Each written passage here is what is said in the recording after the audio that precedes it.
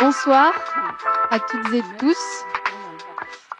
J'ai eu la chance d'inaugurer ce cycle de conférences de cet après-midi tout à l'heure. J'ai la chance aussi de la clôturer. On part pour un peu moins de 2 heures de débat, donc j'espère que vous êtes accrochés parce que ça s'annonce sportif. Peut-on remettre l'écologie à la mode? C'est une question qui résonne beaucoup dans l'époque paradoxale que nous vivons. L'urgence climatique n'a jamais été aussi évidente. La multiplication des événements extrêmes, comme l'effondrement de la biodiversité, font de plus en plus la une de nos médias. Alors ça dépend lesquels, mais c'est une autre question.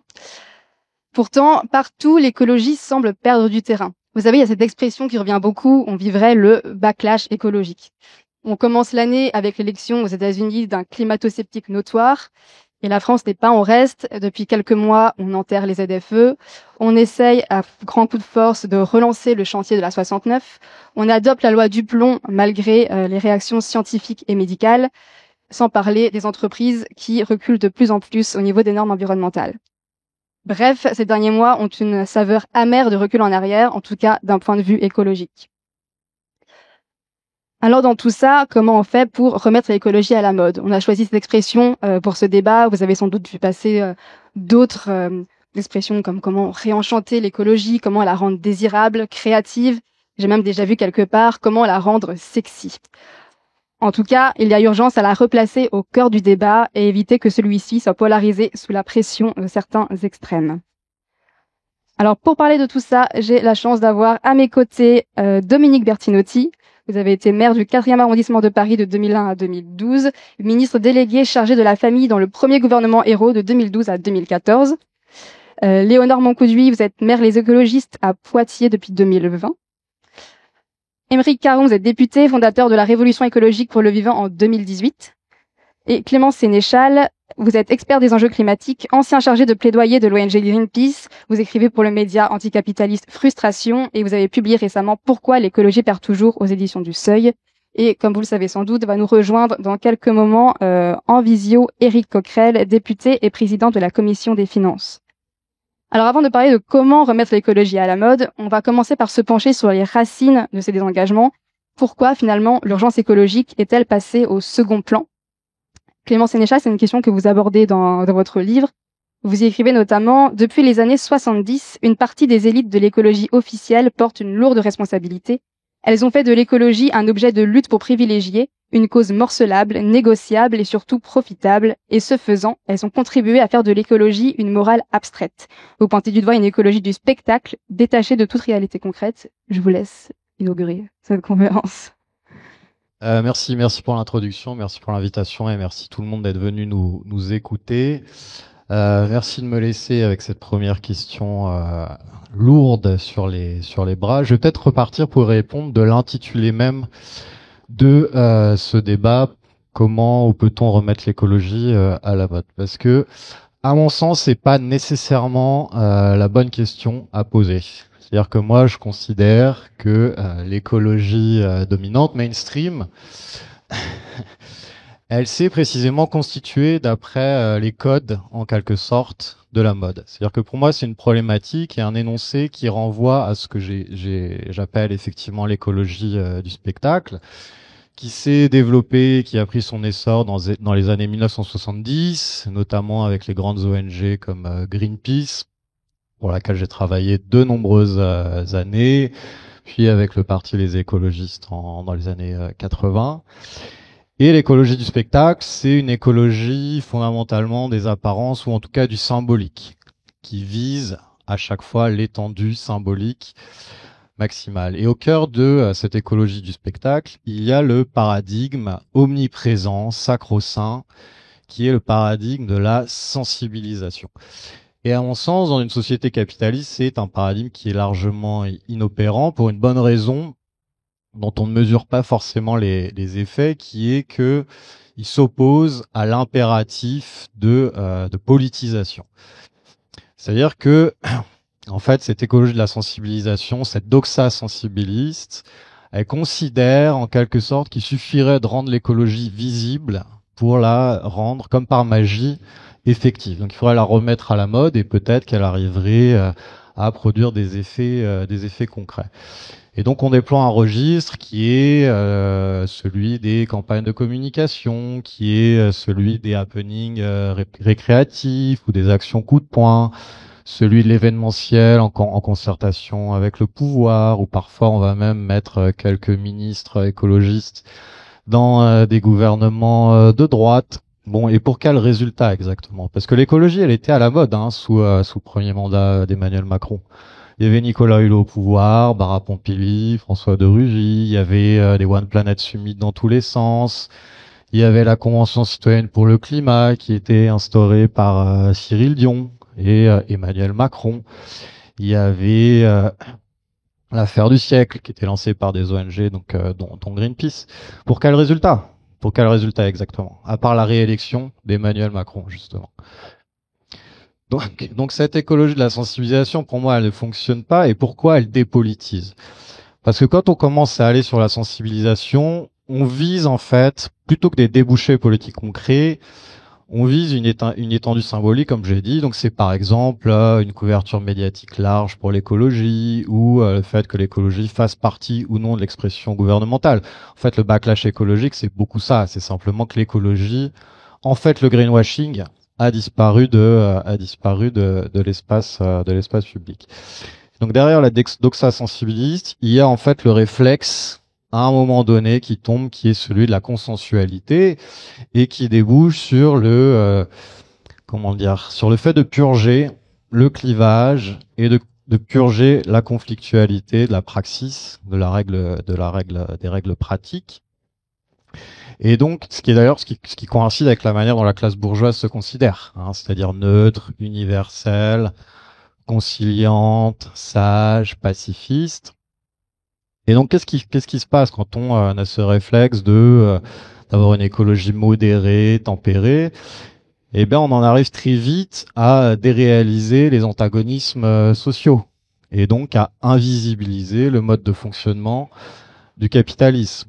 Et donc, en fait, à ignorer complètement notre rapport social, générique, productif, à la biosphère et aux écosystèmes.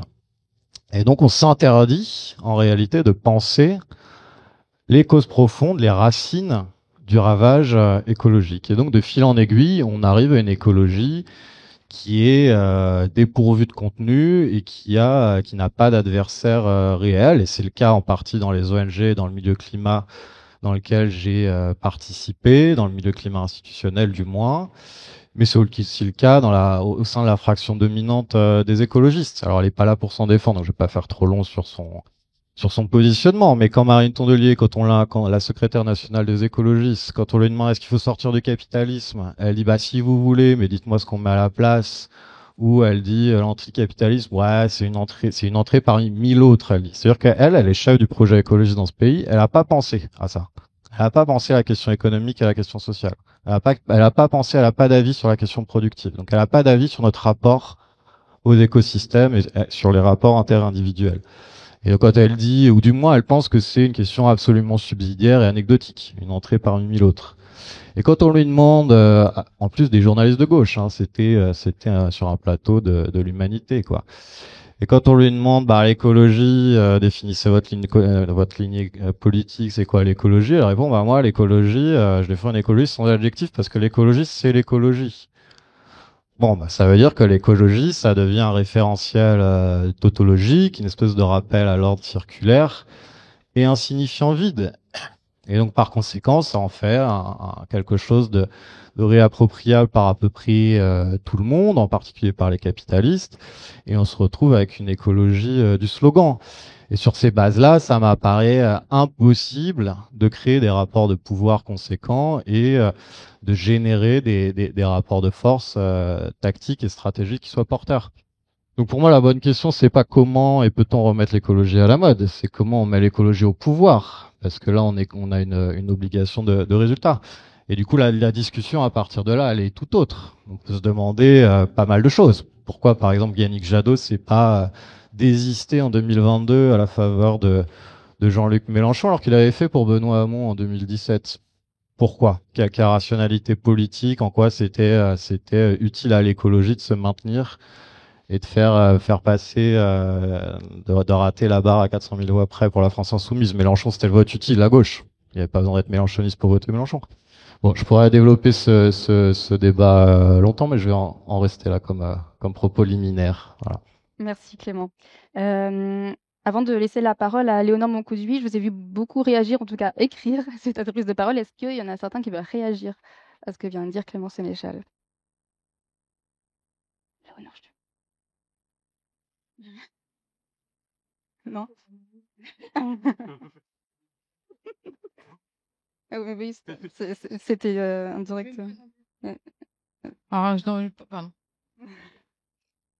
Alors, je suis désolée Clément, on se connaît pas encore, mais je le prends pas du tout pour moi parce que on se connaît pas non plus encore, mais je ne me considère absolument pas comme la plus porte-parole du parti auquel j'appartiens, et je vous expliquerai plus tard que moi, en tout cas c'est l'occasion de le faire, que la famille à laquelle j'appartiens, en plus de la famille écologiste, c'est la famille municipaliste et qui s'engage pour une vision de l'écologie sociale telle que développée par Murray Bookchin, etc. Donc, enfin voilà, qui est, il y a vraiment une théorie derrière pour le coup, et qui du coup, enfin bon, j'ai pas, c'était pas l'objet du débat, mais en tout cas tout ça pour dire que je me sens, enfin je peux partager une partie des critiques qui sont adressées à l'encontre de mon parti, dont je me considère pas ce soir en tout cas la porte-parole.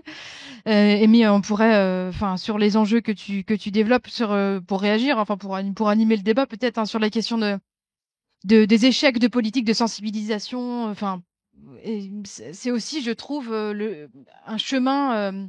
C'est aussi une prise de conscience des organisations écologistes dans leur diversité, qu'elles soient militantes, associatives ou politiques, de l'échec d'une stratégie qui, à mon sens, était basée sur le pari que si les gens savent, ils agiront.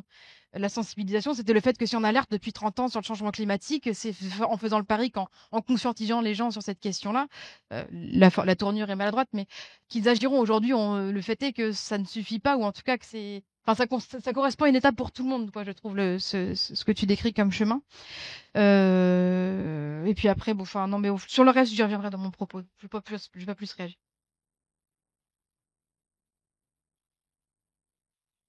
Oui, alors moi, je suis plus encartée du tout.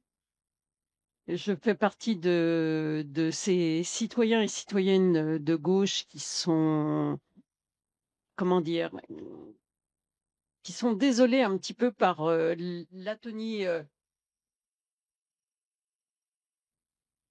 qui sont un peu désolés par l'atonie politique qui caractérise à peu près tout l'échiquier politique, où on n'a plus de véritable débat intellectuel. Et donc, moi, je suis ravie d'être. Pourquoi d'abord, je vais peut-être dire rapidement pourquoi je suis venue à la demande d'Émeric Caron. Non, mais je vais le dire. Moi, tu ne sais pas pourquoi. Moi, j'apprécie les hommes qui ne sont pas simplement dans le dire et dans le faire. Et le combat qu'ils mènent pour la Palestine, pour la reconnaissance de l'État palestinien, ce qu'il subit et qui n'est pas rien, qui menace les menaces considérables, le concernant, mais concernant aussi sa famille.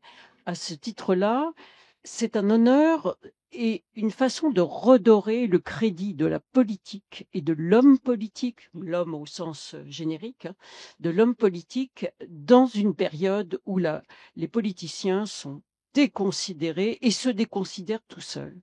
Donc moi, ne serait-ce que pour souligner cela, c'était le but.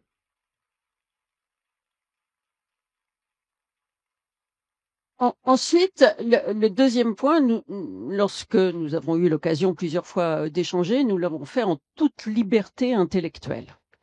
On n'est pas obligé d'être d'accord sur tout, et nous ne sommes pas forcément d'accord sur tout, pour pouvoir échanger. Et c'est ça qui est dramatique aujourd'hui. C'est-à-dire qu'il n'y a plus cette confrontation nécessaire. Alors, je ne parle pas avec la droite, mais à l'intérieur de la gauche, il n'y a plus cette confrontation nécessaire pour discuter de notre avenir. Et je voudrais dire que c'est formidable d'être avec et Clément Sénéchal et Léonore, parce que je pense que c'est cela que nous avons en commun, c'est-à-dire la liberté du débat, la franchise du débat. Et pour vous dire que c'est pas forcément extraordinaire, j'ai pris le train et j'ai trouvé en kiosque à la gare le dernier numéro de Socialter. C'est extraordinaire. Je vais vous dire, je l'ai ouvert et je trouvais que c'était formidable. Interview, je ne vous dis pas de qui, je vous dirai après, pour transformer réellement la société. Cette réappropriation des outils de production doit être massive. Elle passe par des nationalisations, des socialisations à grande échelle qui dépassent largement les expérimentations locales. Il parle d'écologie. Je cite autre chose. Dans les ruines du capitalisme, face aux décombres de l'Anthropocène, il ne s'agit pas de reconstruire un monde à l'identique, mais d'imaginer d'autres structures, d'autres liens, d'autres formes d'organisation. Et dernière citation, pour vous montrer les choses, dans un autre article, ça commence comme ça dans le préambule. Selon une phrase de Frederick Jameson, devenu célèbre, il serait plus facile d'imaginer la fin du monde que la fin du capitalisme. Aujourd'hui, entendez-vous ou lisez-vous dans les médias, ou entendez-vous des débats sur, et pourquoi pas, la fin du capitalisme? Et comment peut se faire ce processus? Alors, si on dit ça, on va être, comme on est dans un monde très manichéiste, on va être tout de suite taxé au mieux d'utopiste, où moi je me suis déjà fait traiter, elle vieillit vraiment mal, c'est un naufrage, etc. Bon, si on dépasse tout cela, on est bien dans une situation, et l'écologie le démontre assez bien, où poser la question du système capitaliste est fondamental. Et là aussi, on pourra y revenir si vous voulez. Je suis d'autant plus contente d'être à côté de Léonore. Elle parlait de Murray Bookchin, qui est vraiment à populariser et à repopulariser.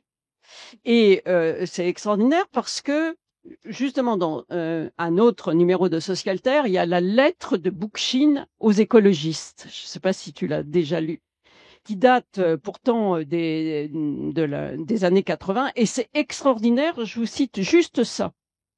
L'écologie est maintenant en vogue, ça répond un peu à ta question, elle confine à la toquade, avec cette popularité surfaite a émergé une nouvelle mode environnementaliste, sur la base d'une vision et d'un mouvement qui promettait au minimum de remettre en question la hiérarchie et la domination, une nouvelle forme d'environnementalisme qui a moins pour but de transformer que de rafistoler les institutions, les relations sociales, les technologies et les valeurs existantes.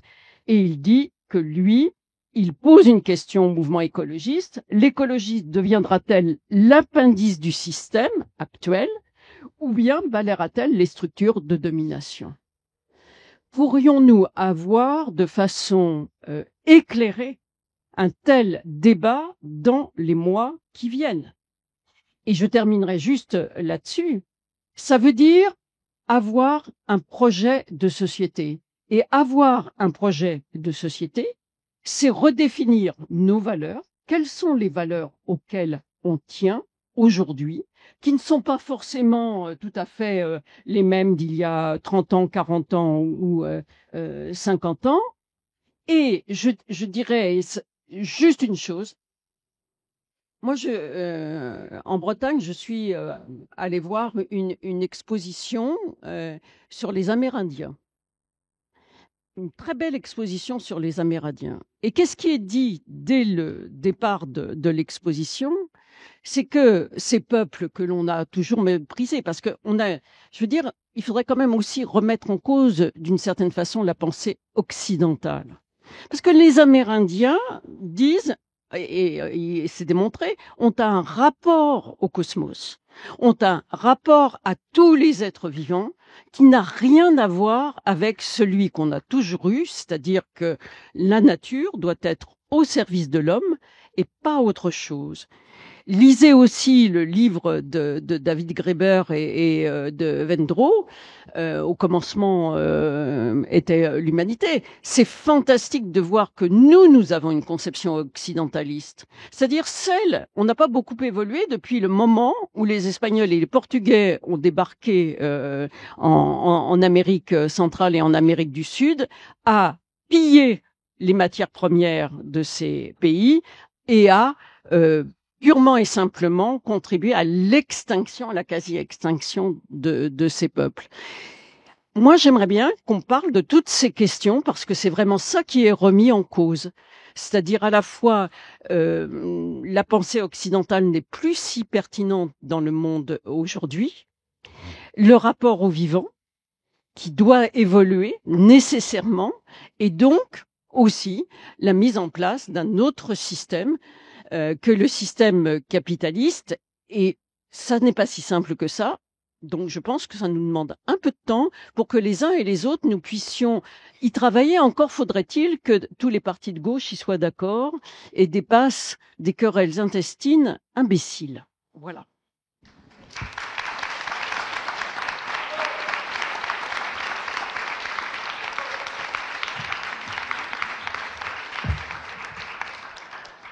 Merci beaucoup Dominique. On va revenir sur beaucoup de choses que vous avez dit, notamment sur notre rapport au vivant un peu plus tard. Je me permets un léger pas de côté parce que Éric Coquerel vient de nous rejoindre et qu'il ne va pas rester longtemps, il me semble. Éric, est-ce que vous m'entendez? Je vous entends parfaitement. Merci de nous avoir rejoints. Éric, lorsque vous êtes devenu président de la Commission des finances, vous avez rappelé que votre priorité resterait l'investissement alloué à la bifurcation écologique. On sait aujourd'hui que le financement national est loin d'aller dans ce secteur. Quelles sont les difficultés que vous rencontrez à ce sujet? Bon, déjà, bonjour à tous et à tous, à toutes et à tous, pardon. Déjà, mes excuses à toutes les personnes qui m'écoutent et à Aymeric encore, puisque je devais être parmi vous, invité pour la 2e année consécutive. J'étais content d'être parmi vous, mais je n'avais pas réalisé à quelle distance physique vous étiez de nos propres amphis. Et donc, j'utilise donc ce moyen de visio pour être parmi vous, mais je voulais vous dire ce petit mot d'attention. Moi, je pense que sur la question budgétaire, c'est peut-être la question de l'investissement en termes d'environnemental, en termes climatiques, en termes du vivant, est peut-être le plus gros défaut et la plus grande, j'allais dire, responsabilité qui est en train de prendre notre gouvernement vis-à-vis de l'avenir. Je suis ceux qui pensent que la question première qui doit nous être posée, c'est pas celle de la dette financière, c'est celle de la dette écologique. La dette financière, on peut la négocier, on peut la reporter, on peut même l'annuler, on peut la gérer. La dette écologique, qui elle va vraiment être transférée, parce que c'est un peu la phrase que ils ont l'habitude un petit peu de nous sortir à nos enfants, nos petits-enfants, celle-là, elle sera pas négociable. Bon. Et donc, à partir de là, je crois que c'est à l'aune de ce critère premier que devraient être observés des budgets. Or, ce qu'on observe, c'est que non seulement il n'y a pas les progrès nécessaires, je vais y venir, mais il y a même un recul, et un recul, j'allais dire, au profit de quelque chose qui est encore plus dramatique, parce que par essence anti-écologique, c'est-à-dire l'idée d'une économie de guerre. En gros, on est dans une situation où pendant des décennies, le capitalisme vivait en s'appuyant pour générer des taux de profit historiques sur le libre-échange. Avec l'arrivée de Trump, une chose nouvelle, c'est que on est à nouveau dans une période de compétition internationale économique qui, on le voit bien, crée des tensions importantes entre les pays, les nations, et en plus de ça, les incite à se surarmer. Alors je dis les incite, il faut bien saisir une chose, c'est qu'il y a la nécessité qu'on nous donne, on passe au danger du monde, il faut s'armer, etc. Face au recul des États-Unis, il faut assumer notre propre défense.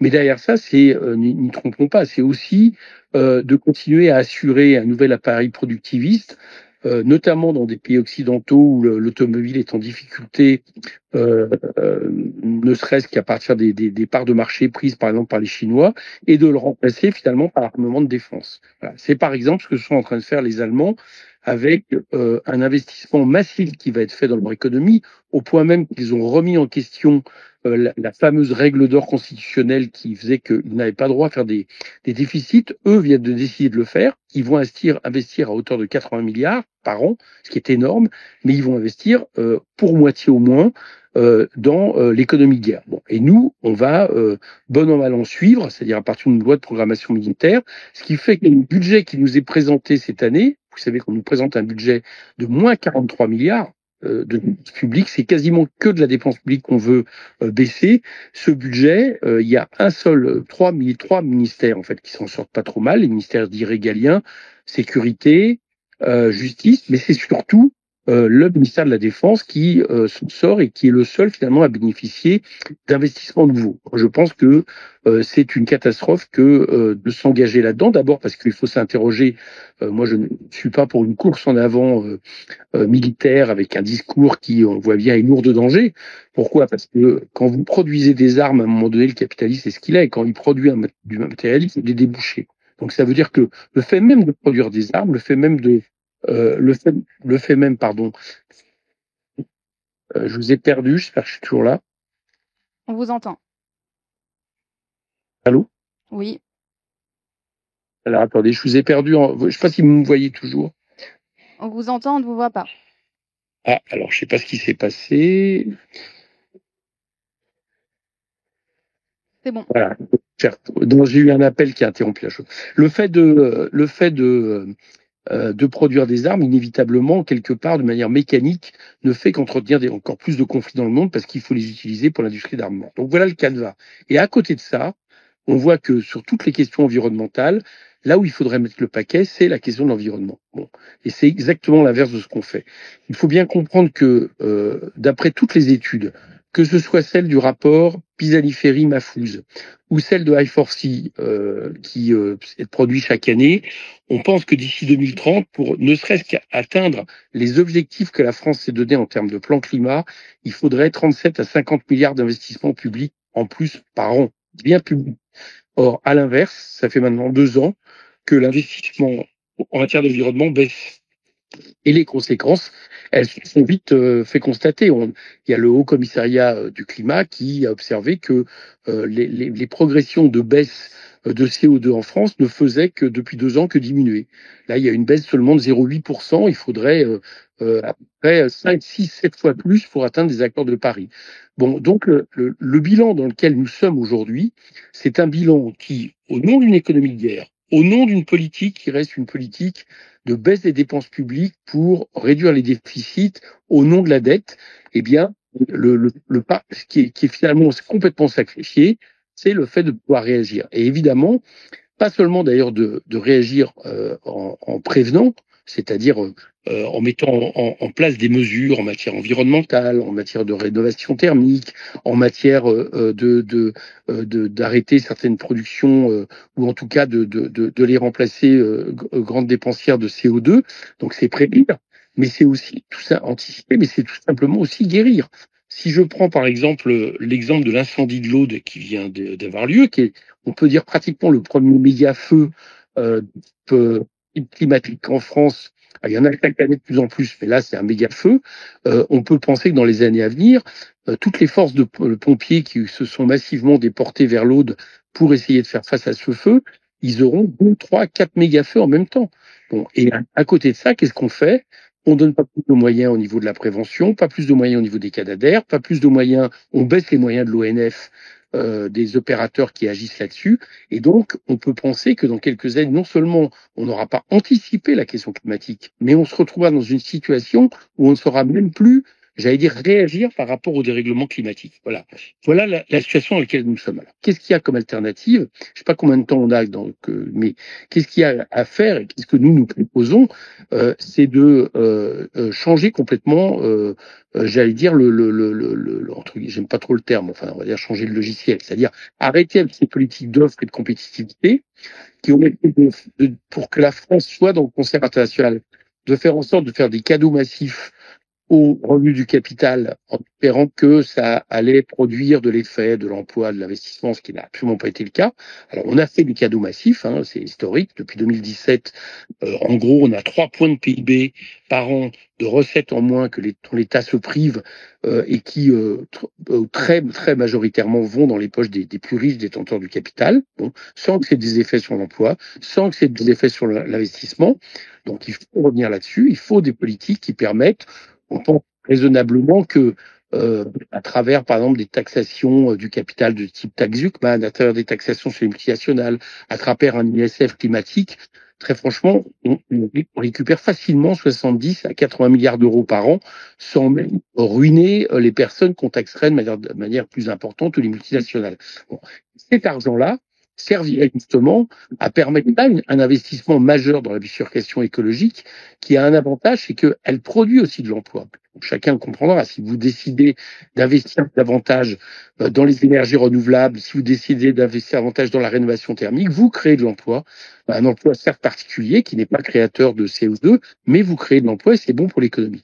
Donc il faut arrêter avec cette politique de l'offre de la compétitivité, arrêter et surtout que la France ne s'engage pas à cette compétition de l'économie de guerre, mais mettre le paquet dans un investissement massif en faveur des revenus du travail, qui est grande perdante depuis 2017, à travers l'augmentation des salaires, à travers un pouvoir d'achat supérieur pour les salariés, mais à travers aussi des investissements de l'État et des collectivités publiques massifs pour l'écologie. Voilà, je veux dire que c'est ce qu'il faut faire et ce qu'il faut proposer à l'inverse de ce qui est aujourd'hui fait et dont si on n'arrive pas à le censurer, si tout ça perdure encore quelques années, j'allais dire que c'est plus on n'en sera plus à dire il faudrait 50 milliards ou 100 milliards d'euros de plus par an d'ici 2030. On arrivera tout ça. Enfin, la barre sera tellement haute qu'on aura perdu sur ce domaine et on voit bien le côté dramatique de la chose.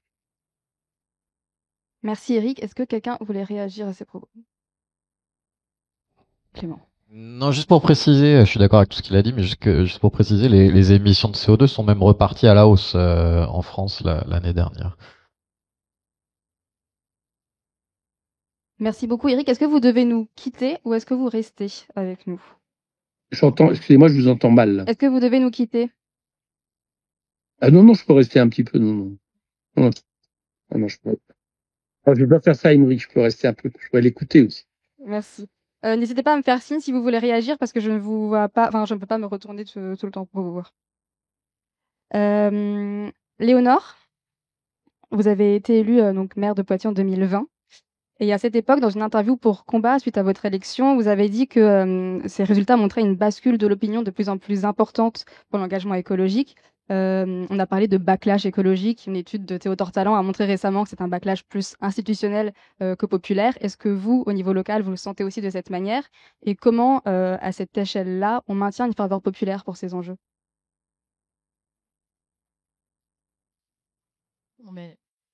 Bonsoir, rebonsoir à toutes et à tous et à mon tour, merci aussi pour l'invitation et merci et bravo pour le courage politique que nous sommes nombreux à observer sans avoir forcément le courage d'en adopter les formes, donc bravo. Et notamment sur la question palestinienne, effectivement. Alors, je comprends de la formulation de la question telle qu'elle m'a été posée que je dois apporter une touche, non pas d'optimisme, mais le terme de ferveur, etc. Bon, je me permets d'abord de faire un petit clin d'œil par rapport à ce qu'a dit Dominique sur le fait que les organisations de gauche doivent apprendre à se parler ensemble, etc. Ça, c'est sûr. Et on a déjà travaillé ensemble sur cette question-là. Donc, tu sais que c'est quelque chose qui m'anime. Mais j'attire quand même notre attention collective sur le fait que même tous ensemble et tout mouillé, ça ne suffit pas. Et que du coup, la question qu'on doit se poser, c'est comment est-ce que... Et surtout, ça ne suffit pas, surtout dans un système où les règles du jeu permettent aux détenants du pouvoir, on va dire au gouvernement, de saper les règles du jeu de l'intérieur et de ne pas respecter les résultats d'une élection. Par exemple, si on pense à la dernière élection qui aurait dû porter le nouveau Front populaire au gouvernement. Et donc, en vous écoutant, je me rends compte que je me suis plutôt intéressée à la question du comment. Comment remettre l'écologie à la mode. Je me suis plutôt posé la question du comment avec en partageant quelques réflexions avec vous sur ce qui me semble nécessaire, c'est-à-dire comment est-ce qu'on élargit les bases, comment est-ce que, au-delà de nos militants, on parle aux gens. Et c'est voilà, c'est ce à quoi je suis confrontée en tant que maire au quotidien. Alors, quelques réflexions d'abord, sans prétention, mais sur cette question du backlash. Alors, effectivement, il existe, c'est incontestable. On peut penser au recul sur le Green Deal européen aussi, et jusqu'au Covid. Parmi ce qui était structurant dans le débat public, l'écologie, clairement, en faisait partie. Et le fait que ce soit qu'il y ait un effet de mode, ça témoigne du fait que c'était une question dont ne pouvait pas se passer, y compris les moins progressistes de nos camarades politiques, enfin de nos non-camarades plutôt.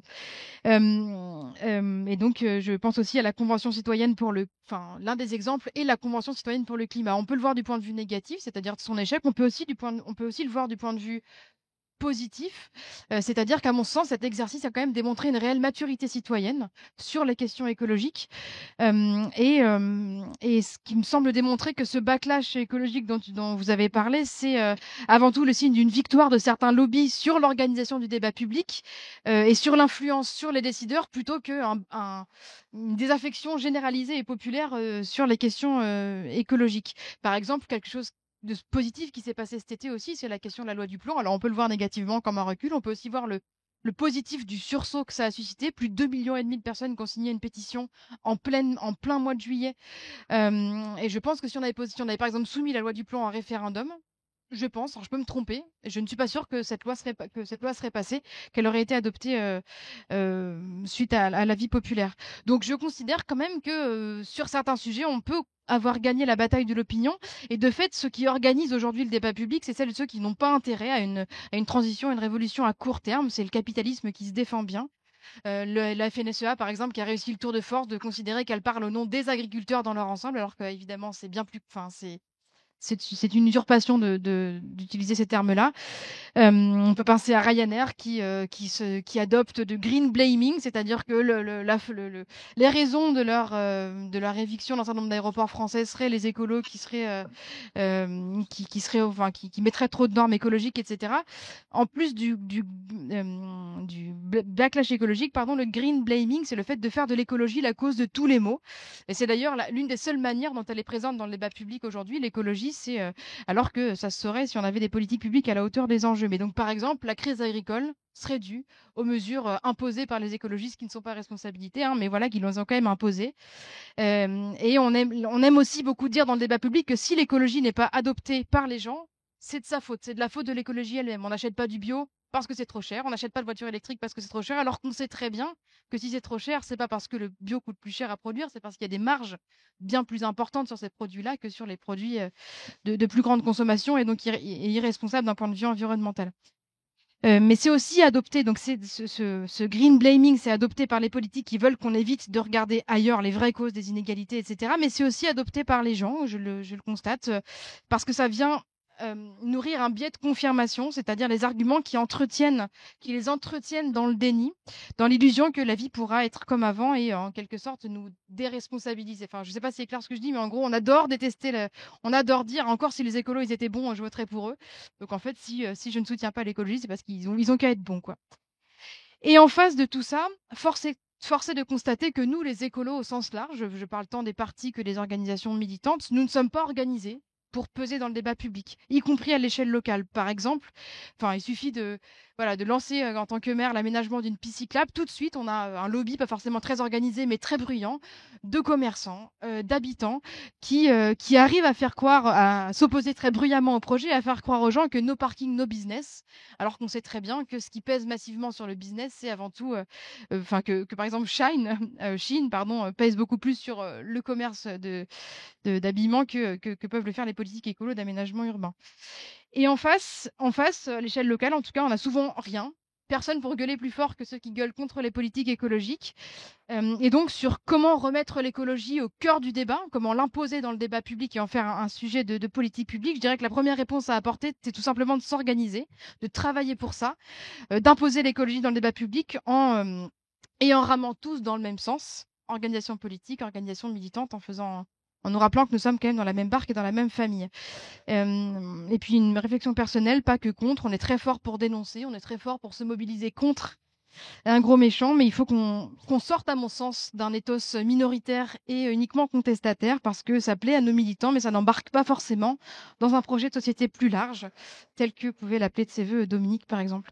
Alors, pour finir, localement, parce que je crois que j'ai été aussi invitée pour témoigner de mon expérience de maire.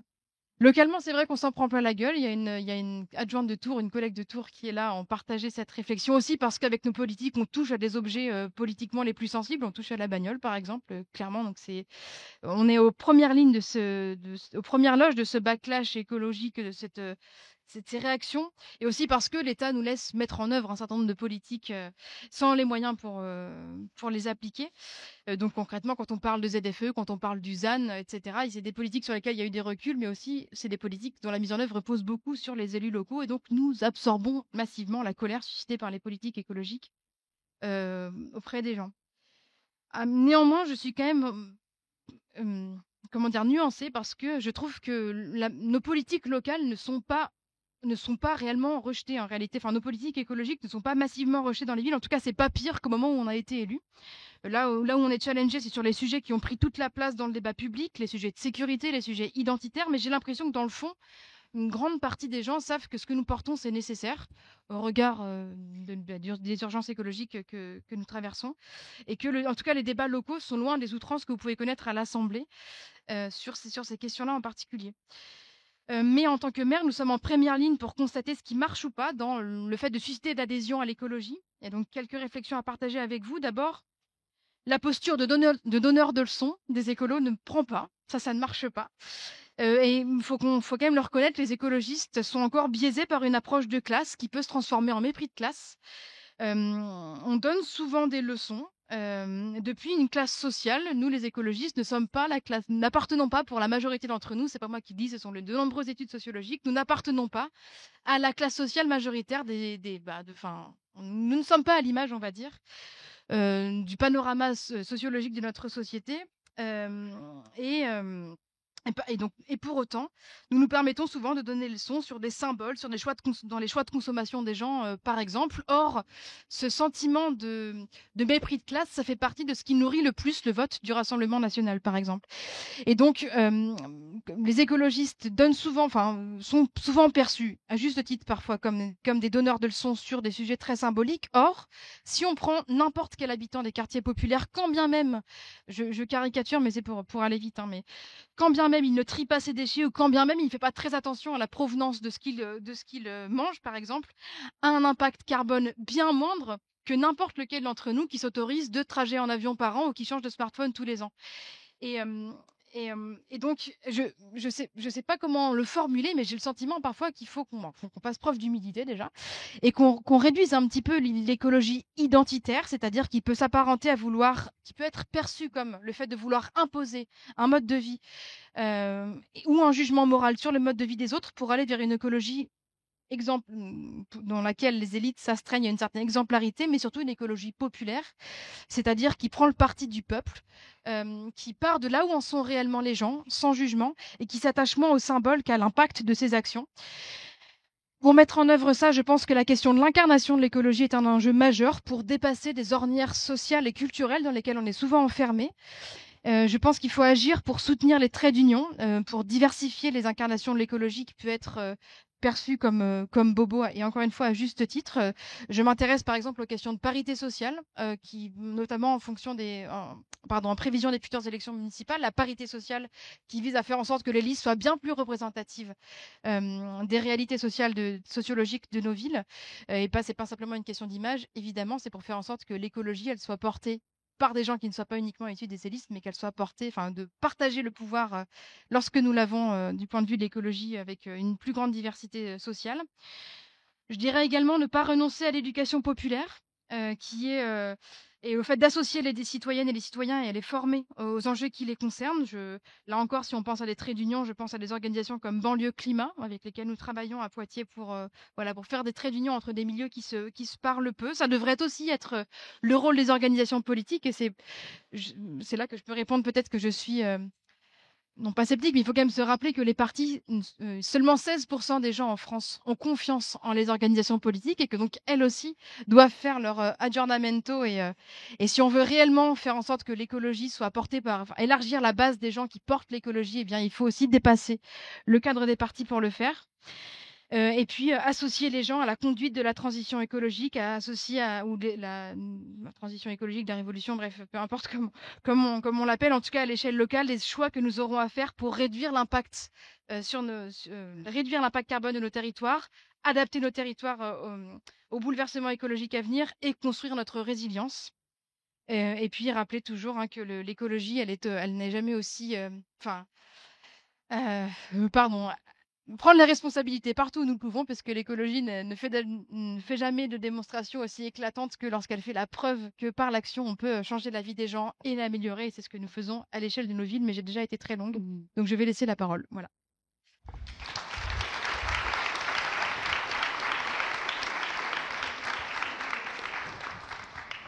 Merci Léonore. Vous avez soulevé un point intéressant. Donc, ma question s'adresse à vous 5.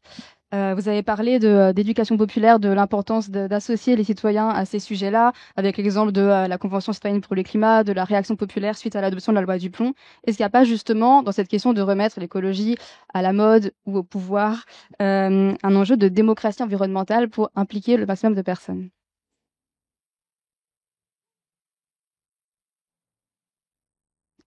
Dominique, allez-y. Bon, je partage beaucoup le constat que vient de nous dresser Léonore. Moi, je le dirais même encore plus sans langue de bois. Faut arrêter de faire de l'écologie une affaire individuelle. Et on culpabilise les individus s'ils ne font pas bien, sans jamais remettre en cause le système, parce que là, pour le coup, donc c'est absolument insupportable. C'est pour ça aussi qu'une partie des gens qui aiment, tous aimeraient bien manger bio. Je veux dire, les gens ne sont pas masochistes. Bon. Et il n'y a pas de... Comment dire, quand vous voyez les publicités où on vous laisse penser que telle grande surface peut faire de la qualité avec des produits à 1 euro, je ne sais trop quoi, et que vous allez manger des fraises à 1 euro qui vont avoir le même goût, la même saveur, etc., que des fraises bio, je suis désolée, c'est raconter n'importe quoi. Donc, ça, c'est quelque chose d'important. Et avec ça, en plus, le côté moral, mais ça, c'est une déviance, je dirais, générale de la politique aujourd'hui. On raisonne plus, est-ce qu'on est d'accord ou pas d'accord? On dit, est-ce que c'est bien ou est-ce que c'est mal? Donc, pour être caricatural, je veux dire, est-ce que, donc, trier, c'est bien? Rouler en voiture, c'est mal. Une fois que vous avez dit ça, vous avez éliminé toute une partie de la population. Et j'en parle d'autant plus que j'ai été longtemps maire d'un arrondissement de Paris qui est on ne peut plus bobo, et que j'ai pu mesurer le décalage terrible entre une réalité sociale partagée par 90% des gens et celle qui existe dans des arrondissements aussi favorisés que celui que j'ai dirigé. Moi, j'avais des couples de jeunes parents qui me demandaient pourquoi dans les crèches en plein cœur de Paris, je n'avais pas plus de, alors je ne sais plus le chiffre exact, plus de 5 mètres carrés d'herbe verte par enfant. Bon, donc pour vous dire qu'à un moment donné, on est, je sais pas, c'est hors sol. Enfin, c'est plus du tout. Et en soi, moi, j'aimerais bien que on ait des espaces verts très conséquents en plein cœur de Paris pour les enfants. Mais à un moment donné, on a déjà des problèmes pour assumer les places en crèche. Et ce qui gêne beaucoup de couples modestes, y compris les femmes, qui quelquefois renoncent justement à la reprise du travail à cause de ce genre de choses.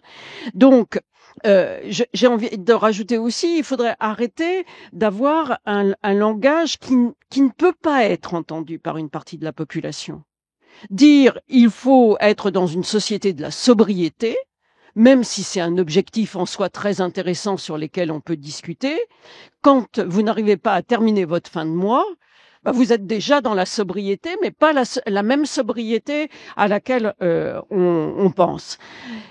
Et enfin, moi je vais dire, partageant mon temps entre Paris et la province, moi je suis contre les ZFE. Parce que sur Paris, on voit de quelle façon, effectivement, ces zones sont devenues ce que le mouvement d'Alexandre Jardin, dont on peut penser ce que l'on veut, sont devenues des zones à forte exclusion. Et que pour le coup, moi j'ai connu une ville de Paris qui était quand même assez plurielle, assez diverse socialement, et qui ne l'est plus du tout. Alors, donner des leçons, effectivement, faut à un moment donné arrêter. Alors, moi, j'ai envie de dire,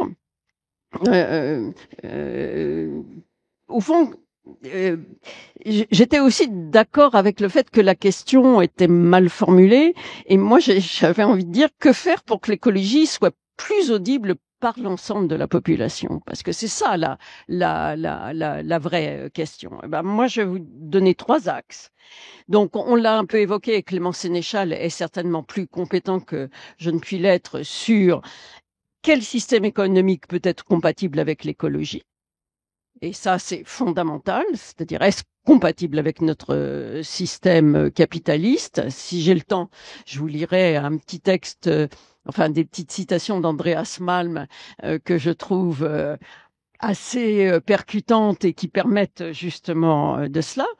Moi, je pense qu'il faut aussi, et c'est dérangeant, de poser la question européenne, car, je veux dire, à un moment donné, la loi du plomb, on vous dit, mais les autres pays, ils ont accepté d'utiliser tel type de pesticides ou néocotinoïdes. Et bon, mais je veux dire, aujourd'hui, moi, l'Europe qui est dirigée par Van der Leyen, qui s'arroge des pouvoirs qui n'existent, enfin qu'elle ne devrait pas avoir, qui est quelqu'un qui n'est absolument pas élu, est-ce que l'Europe d'aujourd'hui est aussi compatible avec l'écologie? Donc, n'y a-t-il pas une réforme de l'Europe qui est à prévoir sur d'autres bases que celles qui sont formées, et ne pas aborder la question européenne et se bercer que notre avenir est forcément européen, là aussi, c'est se priver d'une partie de la population. Enfin, 3e axe, c'est quel système politique? Et là, je pense que Léonore, qui est adepte, tout comme je l'ai été quand j'étais maire d'arrondissement, de la démocratie participative, c'est tant que la démocratie participative ne sera pas mise dans les institutions, on n'écoutera pas le citoyen. La Convention citoyenne du climat, qui en soi était un bel exemple, mais encore fallait-il qu'il y ait un engagement de la part du président qui l'avait déclenché de dire « je respecterai les mesures qui ont été prises ». Or, il avait toute l'attitude, puisqu'on ne perfectionne pas notre système politique, il a eu toute l'attitude de dire vous avez bien travaillé, c'était très très très très intéressant. Bon, voilà, merci, au revoir.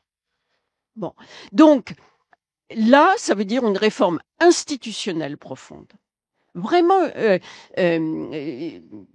Léonore l'a dit à l'instant, le meilleur expert de sa propre vie, c'est le citoyen lui-même. Si on ne le consulte pas, si on ne lui redonne pas un pouvoir, y compris un pouvoir législatif, alors ça ira de plus en plus mal. Et dernier point que je voudrais dire, c'est qu'à un moment donné, au fond, la question démocratique et la question écologique sont étroitement liées. Si on ne change rien à notre système politique, si on ne change rien à notre mode de production et de consommation, alors je ne vois pas pourquoi les scénarios sombres qui existent déjà ne vont pas aller en s'amplifiant. Donc voilà, c'est 3 axes sur lesquels on pourra revenir si on a encore un peu de temps.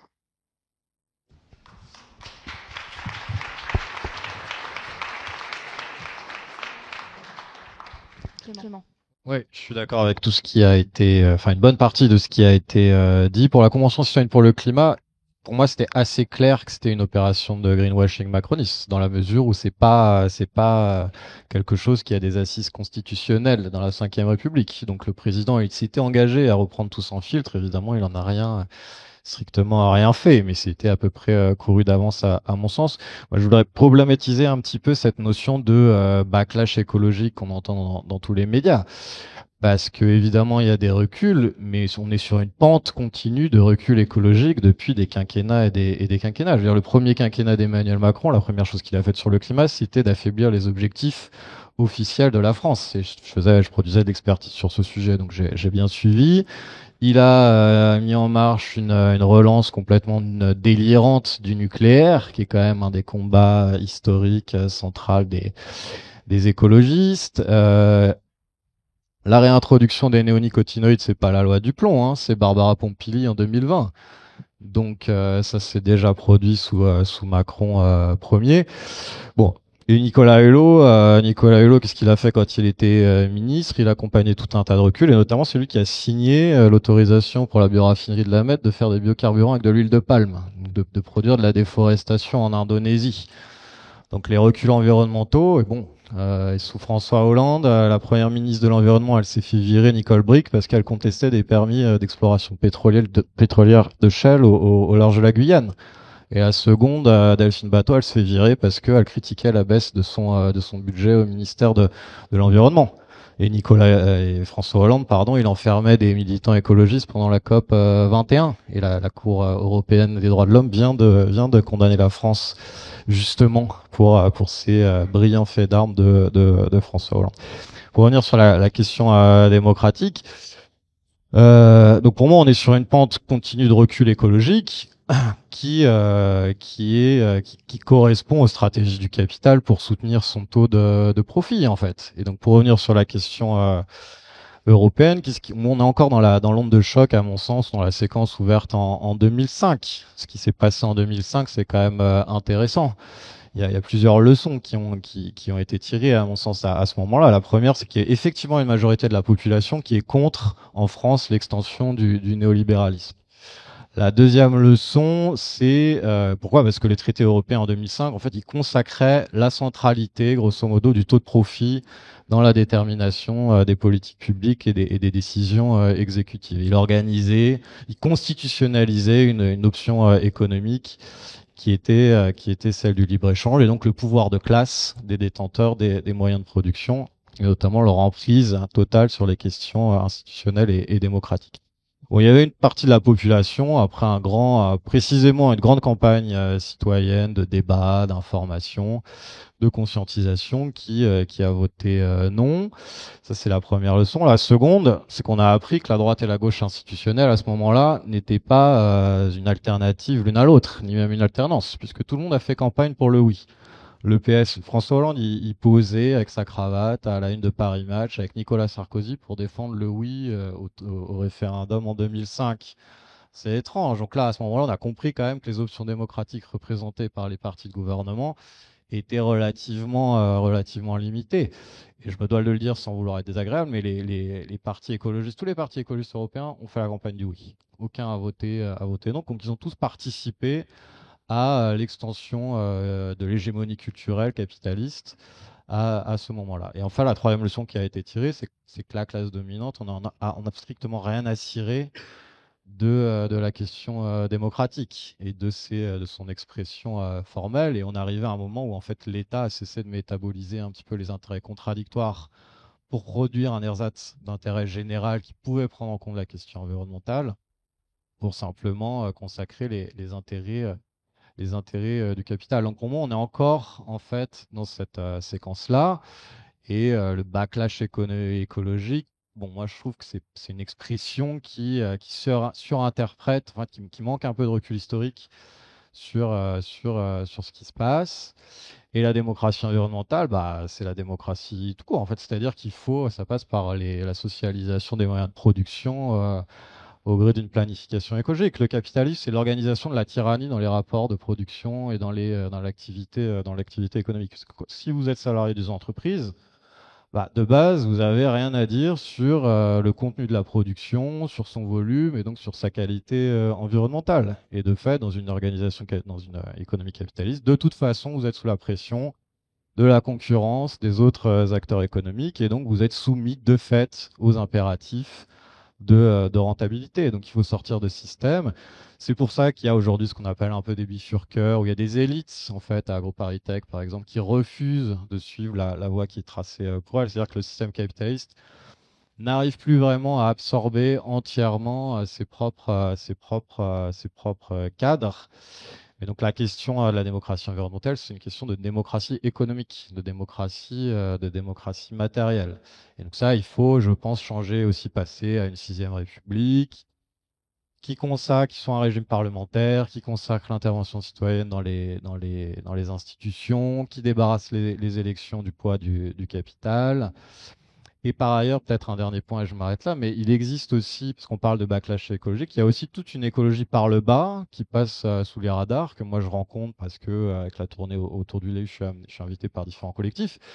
Il y a plein de luttes sur le terrain qui sont extrêmement prolifiques, qui fonctionnent, qui ont un contenu empirique concret, qui s'opposent à des grands projets inutiles. Et le problème, c'est que cette écologie par le bas, elle est pas, elle est très mal thématisée en fait par les appareils politiques ou par le discours écologique dominant. C'est-à-dire qu'on n'en parle pas, on n'en tire strictement aucune leçon, alors que là, on a une écologie populaire en acte qui permet d'engranger des victoires. Mais bon, la démocratie environnementale, pour moi, elle passe de fait par, de toute façon, elle est surdéterminée par la lutte des classes. Et voilà. Merci.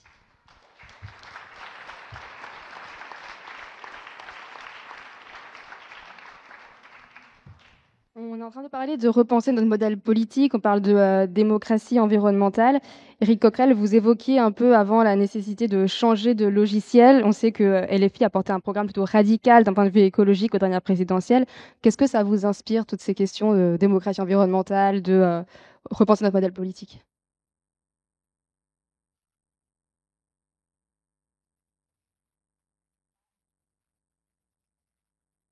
Non, j'ai pas entendu la question.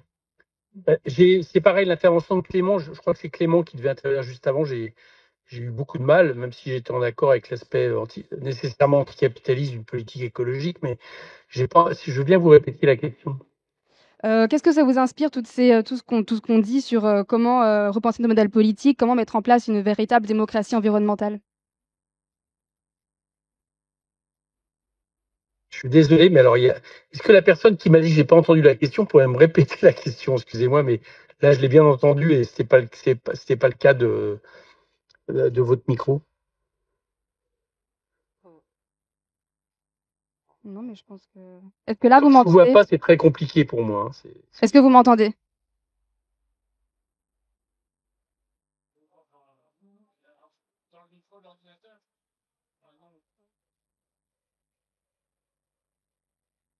Il y a quelqu'un qui est intervenu et qui m'a dit, il a pas entendu la question. Cette personne-là, je l'ai très bien entendu. Si elle... La question qui vous est posée, Voilà. la question qui Merci. vous est posée, c'est que pensez-vous du concept de démocratie environnementale et plus largement de l'évolution du modèle politique associé aux transitions, voilà, au débat du jour. Bon, écoutez, enfin, j'ai cru, je crois que j'étais à peu près clair tout à l'heure. Moi, ça me semble totalement indispensable et c'est pas seulement un changement, c'est une rupture totale. Voilà. Je l'ai dit tout à l'heure, j'ai un peu décrit la situation dans laquelle nous sommes, mais juste pour comprendre pour moi la dangerosité du moment, on est à la fois avant 1914 et avant 39. Voilà. C'est-à-dire qu'on est dans une période de confrontation capitaliste absolument dramatique, avec désormais qui s'appuie désormais sur l'industrie de défense pour restaurer des taux de profit, et en plus de ça, une extrême droitisation qui l'accompagne. Mais avec une différence de taille, même si en réalité les effets déjà du capitalisme industriel étaient notables à ce moment-là vis-à-vis de l'environnement, mais c'était pas un sujet qui était vécu. Mais avec cette nouveauté qui est que, en plus de ça, ce capitalisme, que j'appellerais ce, ce maxi-capitalisme, qui est un capitalisme absolument qui a prétention, en gros, à appliquer ces lois sur à peu près toutes les activités humaines et tous les espaces géographiques, et dès lors que c'est rentable, ce capitalisme-là en plus est en train de nous menacer si ce n'est disparition, en tout cas de disparition pour des centaines de millions de personnes et de vies de plus en plus difficiles, de par la production qu'il fait de CO2, de réduction de la biodiversité, etc. Moi, je crois que quand on parle des profits historiques à deux chiffres que le capitalisme fait, il le fait sur nous, sur notre temps. Ils veulent notre temps. Le capitalisme vole notre temps quelque part. C'est là-dessus, dans la question de la plus-value, qu'il arrive à générer des tels profits. Mais il est aussi un grand dévoreur de pollution et de ça. Et donc c'est bien là-dessus. Il faut revenir. Tant que, j'allais dire, la courbe, c'est en ça qu'à mon avis, on ne peut pas opposer la question de la fin du monde et la fin du monde et de la fin du mois, quoi. Tant que la courbe des inégalités est aussi forte, tant que par exemple vous avez aujourd'hui environ 500, moins d'une trentaine de personnes dans le monde, et c'est un nombre qui se réduit chaque année, qui possède plus de la moitié en patrimoine de la moitié la plus pauvre de l'humanité, plus ces inégalités augmentent, plus ça devient insupportable, parce qu'en même temps, ces personnes-là produisent, j'allais dire, des choses dont elles peuvent espérer que les moyens leur permettent d'arriver comment dire, à survivre par rapport à ça, mais produisent en termes de pollution quelque chose qui va nous entraîner sur une catastrophe civilisationnelle dont on perçoit bien déjà les signaux. Donc évidemment, ça veut dire que je ne conçois pas, pour aller vite, aucune écologie qui ne soit pas anticapitaliste. Aucune. Ça me paraît impossible, au moins, de remettre le système capitaliste dominant, qui est celui de la financiarisation, celui des profits à court terme, celui qui n'a même plus comme préoccupation, j'allais dire, une conception patrimoniale du capitalisme, et qui n'a qu'une conception possible, c'est le fait de générer des profits le plus rapidement possible. Et ça produit deux choses. Ça produit la catastrophe écologique dont j'ai parlé, ça produit une explosion des inégalités qui n'a jamais été aussi grave depuis l'Ancien Régime. Et le troisième élément, et là je réponds à votre question plus précisément, ça produit un capitalisme dont le devenir, à mon avis, si on ne fait rien, est un devenir d'essence totalitaire. C'est-à-dire que je crois que ce capitalisme absolutiste ne peut plus, j'allais dire, supporter un moindre contrôle démocratique sur ses faits et gestes, parce que je vais dire qu'il est presque contradictoire avec la souveraineté populaire, avec le contrôle populaire et autres. Donc tout ça est un tout, voilà. Et tout ça, ce tout, c'est d'en finir avec ce capitalisme-là. Moi, je peux pas dire autre chose. C'est bien pour ça. Quelqu'un disait tout à l'heure, je sais plus, je crois que c'était la maire de Poitiers qui parlait de l'unité nécessaire. Oui, l'unité nécessaire, mais l'unité nécessaire de la gauche, à partir du moment où on est d'accord que c'est sur une base de rupture. Parce que si c'est juste s'accommoder avec un système qui est en train de nous entraîner vers une, si ce n'est une finitude, en tout cas une détérioration des conditions de vie de la plupart des populations de ce monde, et y compris surtout des populations défavorisées, je vois pas très bien quel sera le progrès. Et je pense d'ailleurs que la gauche n'aura même pas de chance d'accéder au pouvoir si c'est sur une base d'accommodement. Donc, alors comment concrètement ça s'exprime? Par exemple, moi je le dis, je regrette que on ait laissé à Bayrou le soin pendant plusieurs mois de continuer une politique socialement, écologiquement, démocratiquement absolument catastrophique en ne votant pas la censure de son budget en février dernier. Et là je parle du Parti socialiste qui n'a pas voté la censure. Donc là il va y avoir à nouveau, j'allais dire, quelque chose qui va se présenter devant nous à travers les questions budgétaires. Et je pense que ne serait-ce qu'au nom des impératifs écologiques, des impératifs démocratiques et sociaux, eh ben, il faut censurer ce gouvernement, et il faudra censurer le suivant si M. Macron a le mauvais goût d'essayer de remettre un gouvernement qui fait la même politique, ce qui est possible, jusqu'à ce qu'on arrive à les forcer à revenir devant le peuple. Voilà, moi je crois que il n'y a pas d'autre solution que ça, parce que maintenant, il y a une urgence telle que chaque mois, chaque année perdue va nous entraîner sur des catastrophes où après on aura... je reprends l'histoire de l'incendie de l'Aude, mais moi ça m'a marqué de voir Bayrou arriver en disant, en faisant le constat qu'on n'a jamais vu un incendie comme ça depuis 50 ans. Bah oui, c'est bien gentil, mais on n'a jamais vu non plus des gouvernements qui diminuent sans arrêt les moyens de faire face à ces incendies, et surtout des moyens d'anticiper. Et j'attire votre attention, je termine là-dessus, c'est que dans le budget, parmi les principales victimes des 43 milliards d'économies de dépenses publiques, c'est les opérateurs. Les opérateurs, c'est l'ADEME. Les opérateurs, c'est l'ONF. Les opérateurs, c'est l'Agence de biodiversité. Donc cette politique environnementale je veux dire, c'est un crime. C'est un crime contre l'humanité. Donc inutile de dire qu'un crime contre l'humanité, faut rompre. Voilà ce que je crois.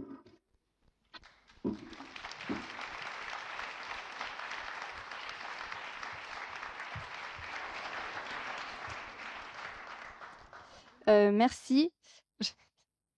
Je vais laisser la parole à Émeric Caron qui attend patiemment depuis plus d'une heure.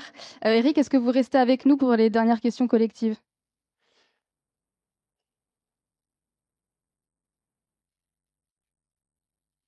Écoute Émeric, j'écoute Émeric, j'en ai après.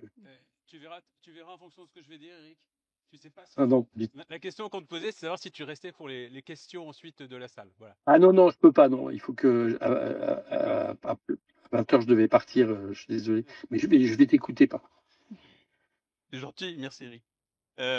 Non, d'abord, j'attends pas du tout. C'est pas que j'attends avec impatience, c'est que je suis très heureux d'écouter nos invités s'exprimer. Il faut que je me tienne plus près du micro. Non, je n'attendais pas donc non plus avec une impatience effrénée. J'écoutais avec beaucoup d'attention et beaucoup de plaisir nos invités, que je remercie d'ailleurs. Merci Dominique, merci Léonore pour vos mots très attentionnés, vos mots d'amitié. Merci de la confiance aussi que vous nous accordez en venant ici. Merci Clément. Merci aussi Charlotte d'être là. Et puis Eric, évidemment, mais Eric, on se croise sur les bancs toutes les semaines. On est dans le même bateau, donc on se connaît bien là-dessus. La question, oui. Alors la question, j'ai vu qu'elle portait elle-même un peu à polémique. C'est un peu le but. Hein. Le but, c'était déjà de se dire pourquoi on pose la question en ces termes. Mais c'est vrai qu'il y a quand même un énorme problème avec l'écologie, dans la mesure où on peut considérer que c'est un courant politique qui porte aujourd'hui les causes les plus essentielles, les plus importants, qui met le doigt absolument sur tous les problèmes vitaux, cruciaux, qui nous concernent tous, qui concernent nos enfants, nos petits-enfants, l'avenir même de notre espèce. Et pourtant, alors qu'on a tous les constats devant nous, tous les rapports, il n'y a pas beaucoup d'interrogations sur un certain nombre de points, sur les orientations politiques que nous devrions prendre aujourd'hui si simplement nous étions raisonnables. On pourrait ensuite, politiquement, discuter les nuances entre nous du projet, mais déjà, on sait ce qu'il faudrait arrêter, on sait ce qu'il faudrait mettre en place, il n'y a pas de discussion. Donc là, ce qui est assez sidérant, assez étonnant, c'est qu'on va dans le mur, on sait qu'on y va, puisque ce sont tous les scientifiques qui nous le disent, sur tout un tas de sujets que je ne vais pas étaler maintenant parce que j'ai pas le temps dans cette mini-intervention. Mais pourquoi, en réponse, l'écologie politique, toute seule, autonome, ne fait-elle plus que 2, 3 ou 4 ou 5% dans les urnes?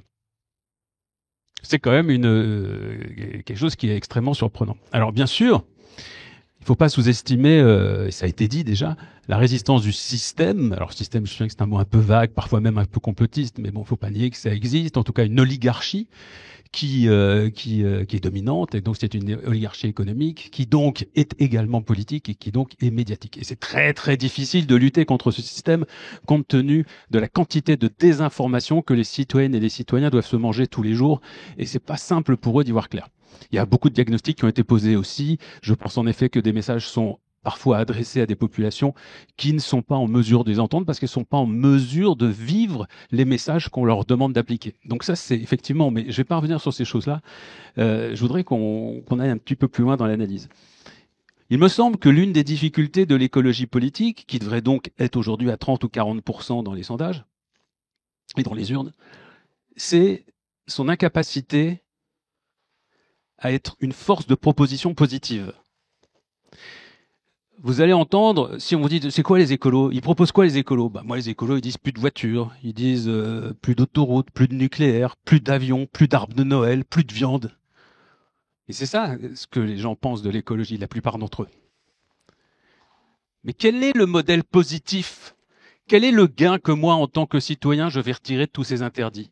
L'écologie nous est présentée aujourd'hui, présentée par ses porte-paroles eux-mêmes, comme une politique de la négation et de l'interdit. Et donc, je pense que l'une des difficultés de l'écologie politique aujourd'hui, c'est d'être capable d'exprimer un modèle et d'exprimer en quoi ce modèle va apporter à chacune et à chacun du mieux dans son quotidien. Parce que quand on est un citoyen, qu'on travaille, qu'on est engagé dans sa vie familiale, dans sa vie personnelle, dans sa vie professionnelle, on n'a pas forcément le temps d'avoir le recul de s'investir 20 ou 30 heures par semaine pour faire de la politique, pour réfléchir à la politique, pour réfléchir le monde. Donc il est évident que les messages qu'on va recevoir par les canaux médiatiques et politiques sont cruciaux. Et donc, nous avons une responsabilité, nous, à pouvoir précisément exposer le monde nouveau que l'on peut créer. Et c'est vrai que quand Marine dit, et j'ai évidemment de l'amitié pour Marine, mais quand elle dit « Vous voulez quoi par le capitalisme ?» c'est une catastrophe. Nous sommes là pour inventer l'après-capitalisme. Et on a déjà des solutions, on a déjà des propositions. Ça existe. Ça existe d'ailleurs depuis des décennies. Il y a des auteurs qui écrivent dessus, des penseurs, des économistes. Bien sûr qu'il existe l'après-capitalisme, virtuellement. Mais ça veut dire aussi qu'il faut avoir de l'audace. Pourquoi la Rêve s'est créée? Je vais me permettre, puisque, pardon, mais je suis à la tête de cette organisation qui a organisé cet événement. Et je vous remercie d'ailleurs aussi toutes et tous d'être ici ce soir, et puis demain, et puis dimanche, parce qu'on a encore beaucoup de choses très intéressantes qui nous attendent. Pourquoi la Rêve s'est créée? La Rêve s'est créée à un moment où, moi, écologiste, j'avais ma carte chez les écolos à 16 ans. Moi, ensuite, j'ai plus voté pendant des années et des années. Je me suis dit, mais c'est quoi ce parti qui est censé porter des idées dans lesquelles je me retrouve? Pourquoi ce parti entre dans un gouvernement avec François Hollande? C'est bien le parti héritier de René Dumont. Il est avec François Hollande et ils font une politique de droite. Et ils ont même fait des concessions pour rentrer dans le gouvernement et pour y rester, sur le nucléaire notamment, qui ne sont pas acceptables. Pourquoi ce parti qui est censé incarner la protection du vivant, pardon, les écolos, c'est des amis, mais il faut quand même expliquer la genèse. Pourquoi ce parti n'est pas capable d'avoir un propos audacieux sur la condition animale et les droits des animaux, par exemple? Pourquoi la question de la réduction de la viande n'est pas un sujet chez les écologistes? C'est une dizaine d'années, ça a beaucoup évolué depuis, heureusement, et je m'en félicite. Mais à l'origine, c'est ça la création de la Rêve. Et je dis, dans ce pays, il manque d'un parti écologiste radical et qui revienne en fait aux origines. Tout ça, je parle là sous la surveillance de mon ami Eric. Quand on nous dit l'extrême gauche, l'AFI. Mais non, l'AFI, c'est pas l'extrême gauche, c'est la gauche. Quiconque a suivi l'histoire du Parti socialiste se souviendra que le programme que nous portons aujourd'hui avec la France insoumise, moi en tant qu'allié, ce n'est ni plus ni moins que le programme du Parti socialiste dans les années 70-80 qui a été remis à la mode aujourd'hui, bien évidemment, de toutes les nouveautés politiques auxquelles nous sommes confrontés. Mais de la même manière, l'écologie proposée par la Rêve, c'est une écologie qui va puiser sa radicalité dans les discours de René Dumont, le premier candidat à l'élection présidentielle pour les écologistes.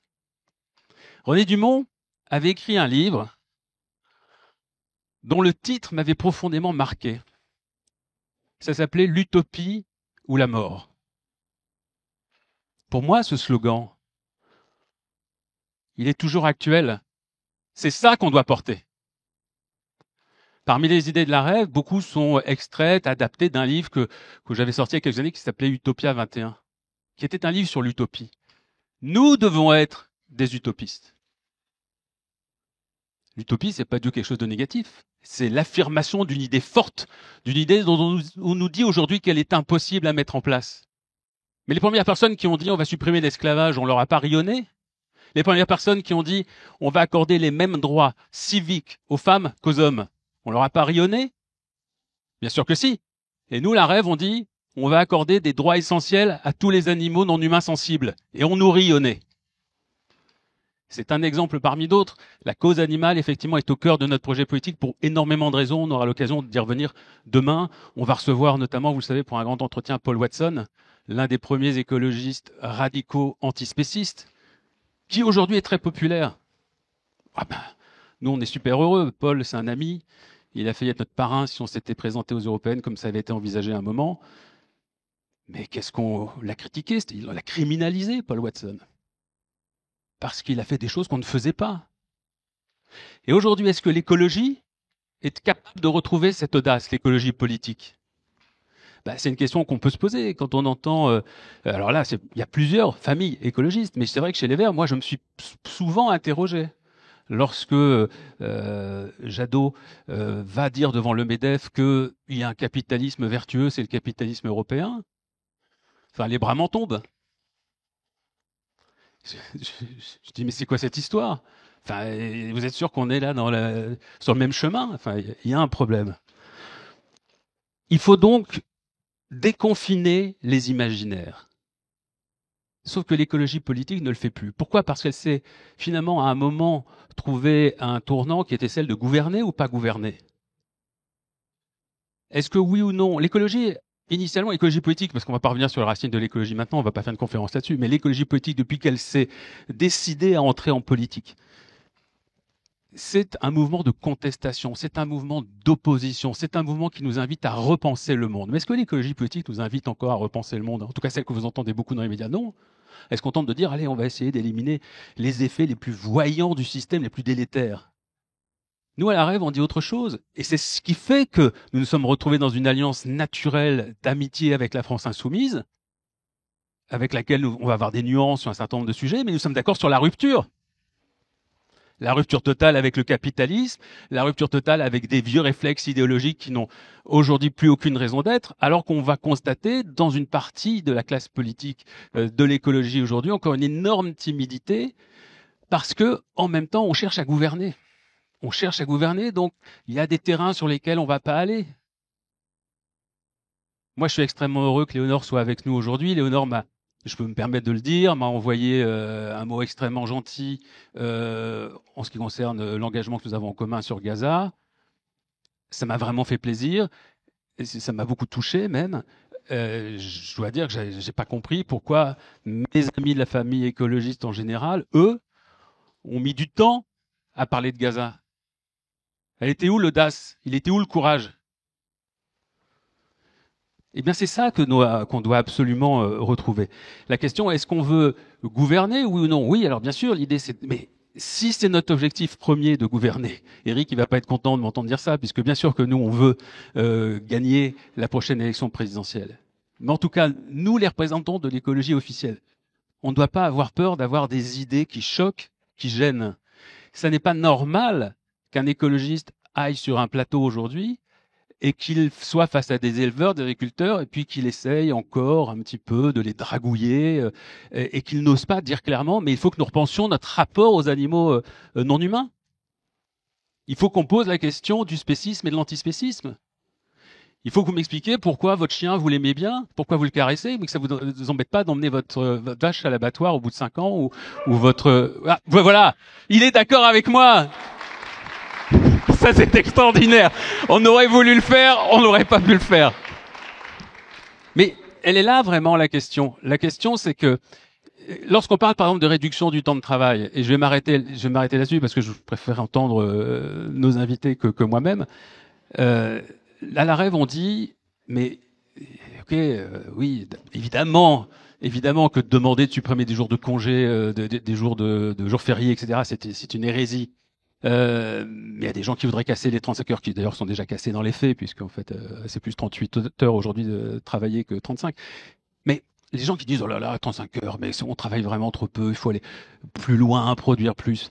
À la Rêve, nous, on dit autre chose. C'est pas juste 32. Ça va être une petite nuance avec Eric. Nous, on dit 20 heures, voire 15 heures. Mais bien sûr que si on dit 20 heures ou 15 heures, mais qu'est-ce que ça implique? Pourquoi? Mais parce qu'en fait, c'est une proposition extrêmement réaliste. J'en reparlerai demain, puisque j'aurai l'occasion de faire une petite intervention, j'en reparlerai. C'est une proposition extrêmement réaliste qui tient compte à la fois des limites de la planète, à la fois du développement de l'intelligence artificielle, à la fois de la démographie, et ça pose la question du bien-être, du développement personnel. C'est-à-dire que si tout à coup on passe à 20 heures de travail par semaine, qu'est-ce que ça implique? Mais ça implique que tout à coup, nous pouvons redevenir un peu plus maîtres de nos destins. On peut s'impliquer en politique parce que, donc, tout de suite, on va toucher à la question de la démocratie. Puisque l'une des raisons pour lesquelles aujourd'hui la démocratie est malade, c'est que beaucoup de citoyennes et citoyens n'ont pas le temps de s'impliquer comme ils le devraient aujourd'hui. Ils le souhaitent, mais ils ne le peuvent pas. Parce que s'impliquer en politique, c'est un investissement énorme et beaucoup de gens n'ont pas ce privilège que de pouvoir le faire. Tandis que si tout à coup, on ne travaille plus que 20 heures par semaine, ben, tout à coup, on a du temps pour non seulement faire des activités personnelles qui nous intéressent, culturelles, du sport, mais aussi s'occuper de ses proches, s'occuper de sa famille, s'impliquer dans la démocratie locale, dans la démocratie nationale. Et là, on a un projet de société qui devient complètement différent. Et si tout à coup, on dit, mais on arrête d'envoyer les animaux à l'abattoir, parce qu'on a compris que les animaux d'élevage, ils ont une sensibilité, une intelligence qui se rapproche, qui est équivalente, qui est en tout cas de même nature que les animaux dont on prend soin, les chiens et les chats. Puisqu'on arrête de... Eh bien, tout à coup, on imagine un autre rapport à l'autre, un autre rapport au vivant, qui change tout. Donc moi, je pense que il y a des multiples raisons qui peuvent expliquer aujourd'hui que l'écologie politique est en panne. Mais je pense que l'une des raisons principales, c'est celle-ci, c'est le manque d'audace et cette incapacité aujourd'hui à endosser, à assumer en tout cas que l'écologie est effectivement une proposition de rupture, mais c'est une proposition qui ne doit pas avoir peur d'elle-même, ce qui n'est absolument pas le cas, me semble-t-il, aujourd'hui.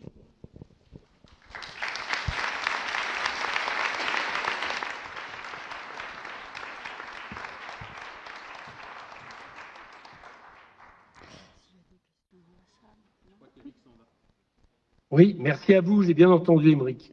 Merci beaucoup, Éric. Mais les filles se vit aussi comme un mouvement d'écologie politique. Comment tu dis ? Et les filles se vit aussi comme un mouvement d'écologie politique. Je sais. C'est pour ça qu'on est ensemble. Je sais. Merci Émeric, merci à vous tous. Je vous laisse continuer le débat. Merci à vous.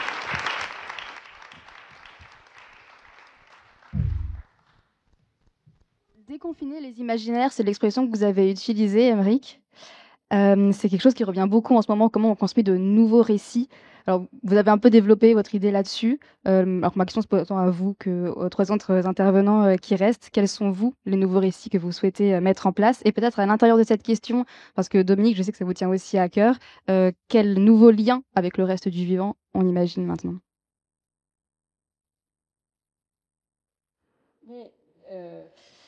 Moi, je trouve que c'est une très très juste formule que de dire déconfiner les imaginaires, car c'est bien cela dont souffre le monde actuel.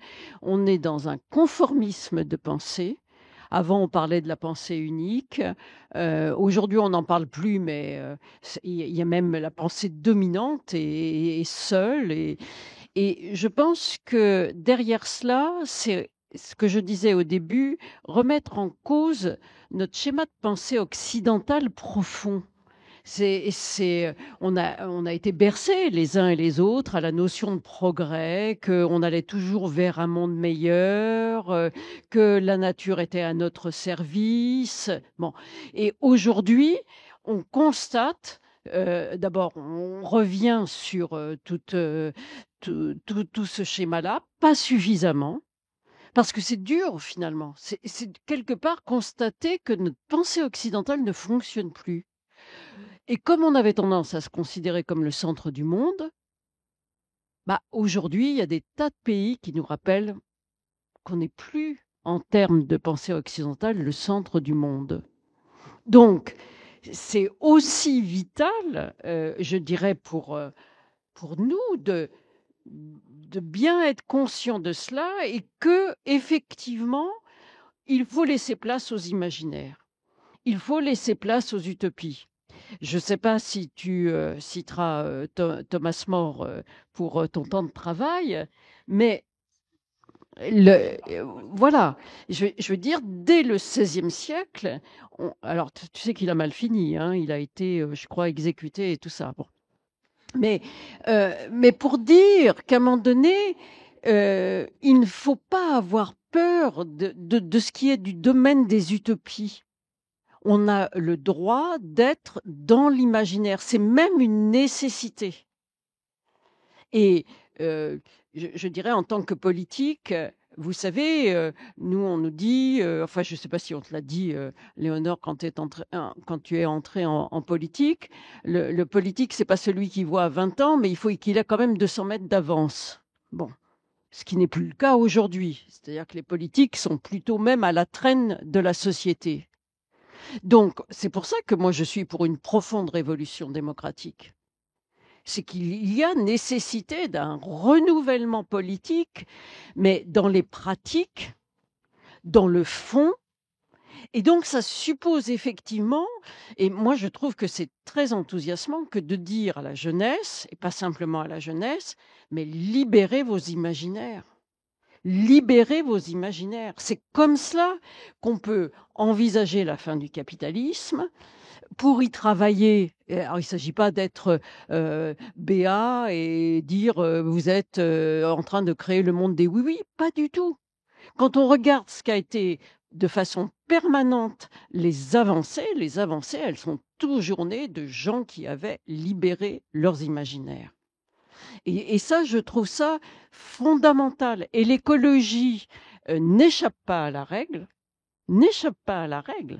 C'est-à-dire que il faut aussi sortir. Enfin, moi, j'ai quitté le Parti socialiste quand, à un moment donné, j'aurais pu parler à la place de n'importe quel leader socialiste, tellement que c'est de la langue de bois. Je peux vous pratiquer de la langue de bois. Je sais bien. Bon, les écologistes ont aussi leur langue de bois. Je dis pas. Donc, les citoyens sont des gens beaucoup plus éduqués que l'on ne croit. Beaucoup plus éduqués que l'on croit. Et quand on parlait de l'abstention, sauf qu'aux dernières législatives, les gens se sont déplacés, ce qui démontre bien que ce ne sont pas tous des pêcheurs à la ligne. Eh bien, qu'est-ce qui s'est passé? On s'est assis sur le résultat des législatives. Ça veut dire qu'aujourd'hui, la démocratie représentative, où on délègue à des représentants le soin de nous représenter, ne fonctionne plus. Comment voulez-vous que l'on puisse offrir un projet de société écologique si l'on ne redonne pas les outils démocratiques aux citoyens? Et ça passe. Et effectivement, vous savez, je ne sais pas si on te l'a dit, Léonore, la première fois que j'ai fait de la démocratie participative dans mon arrondissement, j'ai des collègues élus qui m'ont dit: «Mais attention, si les habitants te proposent des choses, mais complètement, loufoques, que tu pourras pas réaliser et cetera». Et bon, voilà, bah, j'ai dit: «Écoute, oui, bah, voilà, on va voir». Et la première expérience que j'ai eue, il a fallu que je dise aux gens qui avaient été tirés au sort et qui, devaient, travailler sur un thème bien précis: «Mais soyez quand même un peu plus audacieux parce que sans ça, c'est pas possible».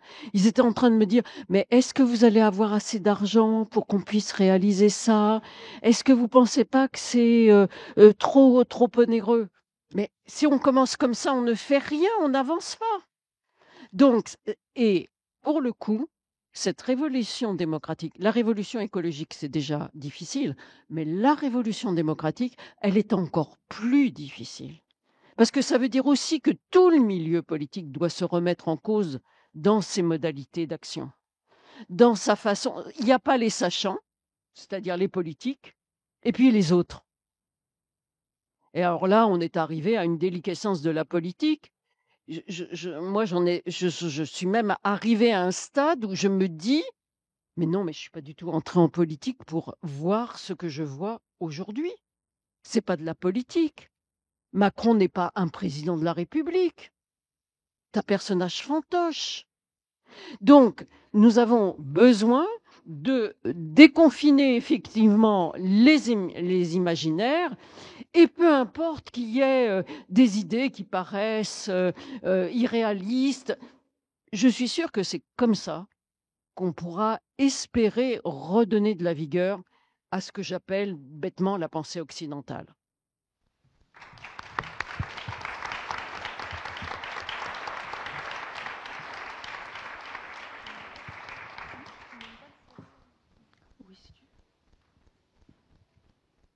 Oui, vas-y. Bah, puis à mon tour alors. Peut-être quelques réactions sur enfin pour nourrir le débat à destination aussi des personnes qui nous écoutent sur la question de enfin, je pense qu'on peut considérer que nous sommes riches de notre diversité et qu'on peut ne pas partager tous les choix de fond, mais plutôt de fond peut-être, mais surtout stratégiques. Et pour autant, on peut considérer que ce sont des approches qui se méritent, enfin qui se respectent les unes les autres. Enfin, je pense par exemple à la question du fait de vouloir être aux responsabilités. Je l'entends comme une critique des écologistes. Alors, je parle pas du tout, je ne défends absolument pas le fait de participer à un gouvernement de Hollande, etc. Enfin, pour moi, c'est de l'ordre de l'indéfendable. Mais pour autant, je trouve qu'il est très important de confronter ce projet d'écologie radicale de se frotter à l'exercice réel d'un mandat. Je dis pas que le mandat de député n'en est pas un, hein, mais je pense que l'exercice d'un mandat municipal, par exemple, mérite qu'on en fasse un objectif à part entière. Et moi, je critique un peu nos organisations respectives pour qui ont tendance à considérer, je sais pas ce qu'en pense Dominique, mais que l'élection reine, c'est l'élection présidentielle et que l'élection, et surtout en ce moment, franchement, que les élections municipales qui sont là où peut se nicher la mise en œuvre concrète de notre projet écolo dans le quotidien des gens, serait un enjeu moins stratégique. C'est pas ce que tu as dit, hein, mais en tout cas, moi, il y a une citation qui m'anime, c'est de Lévi-Strauss qui disait, qui a écrit, il faut s'efforcer d'agir en homme d'action et s'efforcer d'agir en homme d'action et non, d'agir en homme de pensée et de penser en homme d'action. Alors, en femme, ça marche aussi, bien sûr. Mais tout ça pour dire que je trouve que la confrontation au réel de l'action politique, elle nourrit éminemment un projet politique et qu'on est peut-être en panne d'idées, mais on est aussi en panne de confrontation à leur mise en œuvre réelle. C'est pas une critique, hein, c'est pour nourrir le débat. Je pense qu'on peut aussi éclairer le débat en se disant la gauche est animée de courants divers. Il y a celui, je ne vais pas m'engager dans un débat trop large et surtout que je n'en suis pas spécialiste, mais il y a historiquement la tradition plutôt, vous l'avez nommé tous, de la lutte des classes, la tradition marxiste. Mais l'auteur que j'ai nommé au début de cet échange, Murray Bookchin, s'est beaucoup pris la tête avec les marxistes, à moins d'une erreur de ma part, parce que son idéal à lui, c'était pas de ne pas opposer une partie du peuple contre une autre partie du peuple, mais son idéal à lui, c'était le peuple dans son ensemble réuni dans des assemblées de démocratie directe. Et moi, je dois reconnaître que c'est non pas que je renie le concept de lutte des classes comme une vision de la société qui est évidemment pertinente, enfin je veux dire plus juste, mais mon idéal, ça reste quand même celui des citoyens et citoyennes à égalité réunis dans des assemblées en capacité d'être en démocratie directe et donc d'avoir leur destin en main en tant que citoyennes et citoyens. Donc il y a une question ce sont deux courants qui sont pas forcément antagonistes, mais qui anime notre manière de voir la politique et de la pratiquer aussi dans nos stratégies. Il y a la il y a la stratégie de la confrontation, il y a aussi la stratégie de la il y a la stratégie de la confrontation, il y a aussi la stratégie de la coopération. Et moi, pour ma part, je considère aussi que pour embarquer largement, on peut aussi tenter de rassembler les gens, de les mettre autour d'une table, de les convaincre. Et en tout cas, à l'échelle locale, c'est l'échelon où c'est possible d'avancer comme ça. Ce n'est pas une vérité absolue, encore une fois, c'est pour nourrir la diversité de nos courants enfin pas de nos courants, mais de ce qui fait les fondements de la gauche et de l'écologie à laquelle nous appartenons. Alors bref, pour répondre à la question très rapidement, tout ça pour dire que mon idéal écolo à moi, mon imaginaire peut-être, c'est une société dans laquelle les citoyens reprennent la main sur leur destin. On est dans une société où on est de plus en plus, on perd la main en fait sur ce qui fait, on perd de l'autonomie, on perd de l'autonomie en tant que société, on perd la main en tant que citoyen sur ce qui fait notre vie, sur ce qui fait les ressources essentielles à la vie. Et donc le projet qui consiste à reprendre la main sur l'eau, sur l'alimentation, sur l'énergie, sur la démocratie locale, sur la santé, c'est pour moi, voilà, c'est ce à quoi doit aboutir un projet écolo et à l'échelle la plus, pas forcément la plus locale possible, mais en tout cas, j'accorde une haute considération à l'échelle locale dans le projet municipaliste que je défends. Voilà, c'est à l'échelle locale que se forge la démocratie, la cohésion entre les citoyennes et les citoyens. Pour moi, la définition de l'écologie que je pratique, c'est sans prétention, c'est l'harmonie, enfin, c'est rechercher l'harmonie entre les humains et avec le vivant. Donc, partant de là, ça veut dire qu'on respecte le vivant sous toutes ses. Et le vivant non humain, peut-être, du coup. Non, tu sais que c'est le slogan de la FI pour devenir présidentielle. Merveilleux. Non, je te le dis. Pas, il faut donc que tu rejoignes notre coalition. Enfin, c'est ça. Oui, on va devoir discuter démocratie, alors. Non, mais du coup, donc avec le vivant, vous êtes 1000 fois plus qualifié que moi, enfin en tout cas 1000 fois plus mieux placé que moi pour en parler, mais tout ça pour dire que pour moi l'écologie c'est pas que l'environnement et ça, enfin j'enfonce des portes ouvertes en disant ça, mais que lorsqu'on parle d'harmonie entre les vivants, ça veut dire que l'écologie elle est indissociable d'une recherche de justice sociale et d'une recherche de cohésion. Et parmi ce qui forge pour moi, ce qui peut contribuer à forger un imaginaire positif de l'écologie, c'est toutes les politiques sociales du temps libre. On parle souvent des politiques sociales comme étant uniquement des politiques économiques où il faut lutter contre la précarité, etc. Évidemment, c'est très important, mais on parlait de temps libéré. C'est super de libérer du temps, mais qu'est-ce qu'on en fait? Et donc, les politiques sociales du temps libre, les politiques culturelles, les politiques de vacances, les politiques d'éducation populaire, ça doit faire partie intégrante d'un projet écolo pour moi et ça peut nourrir un imaginaire positif. Voilà.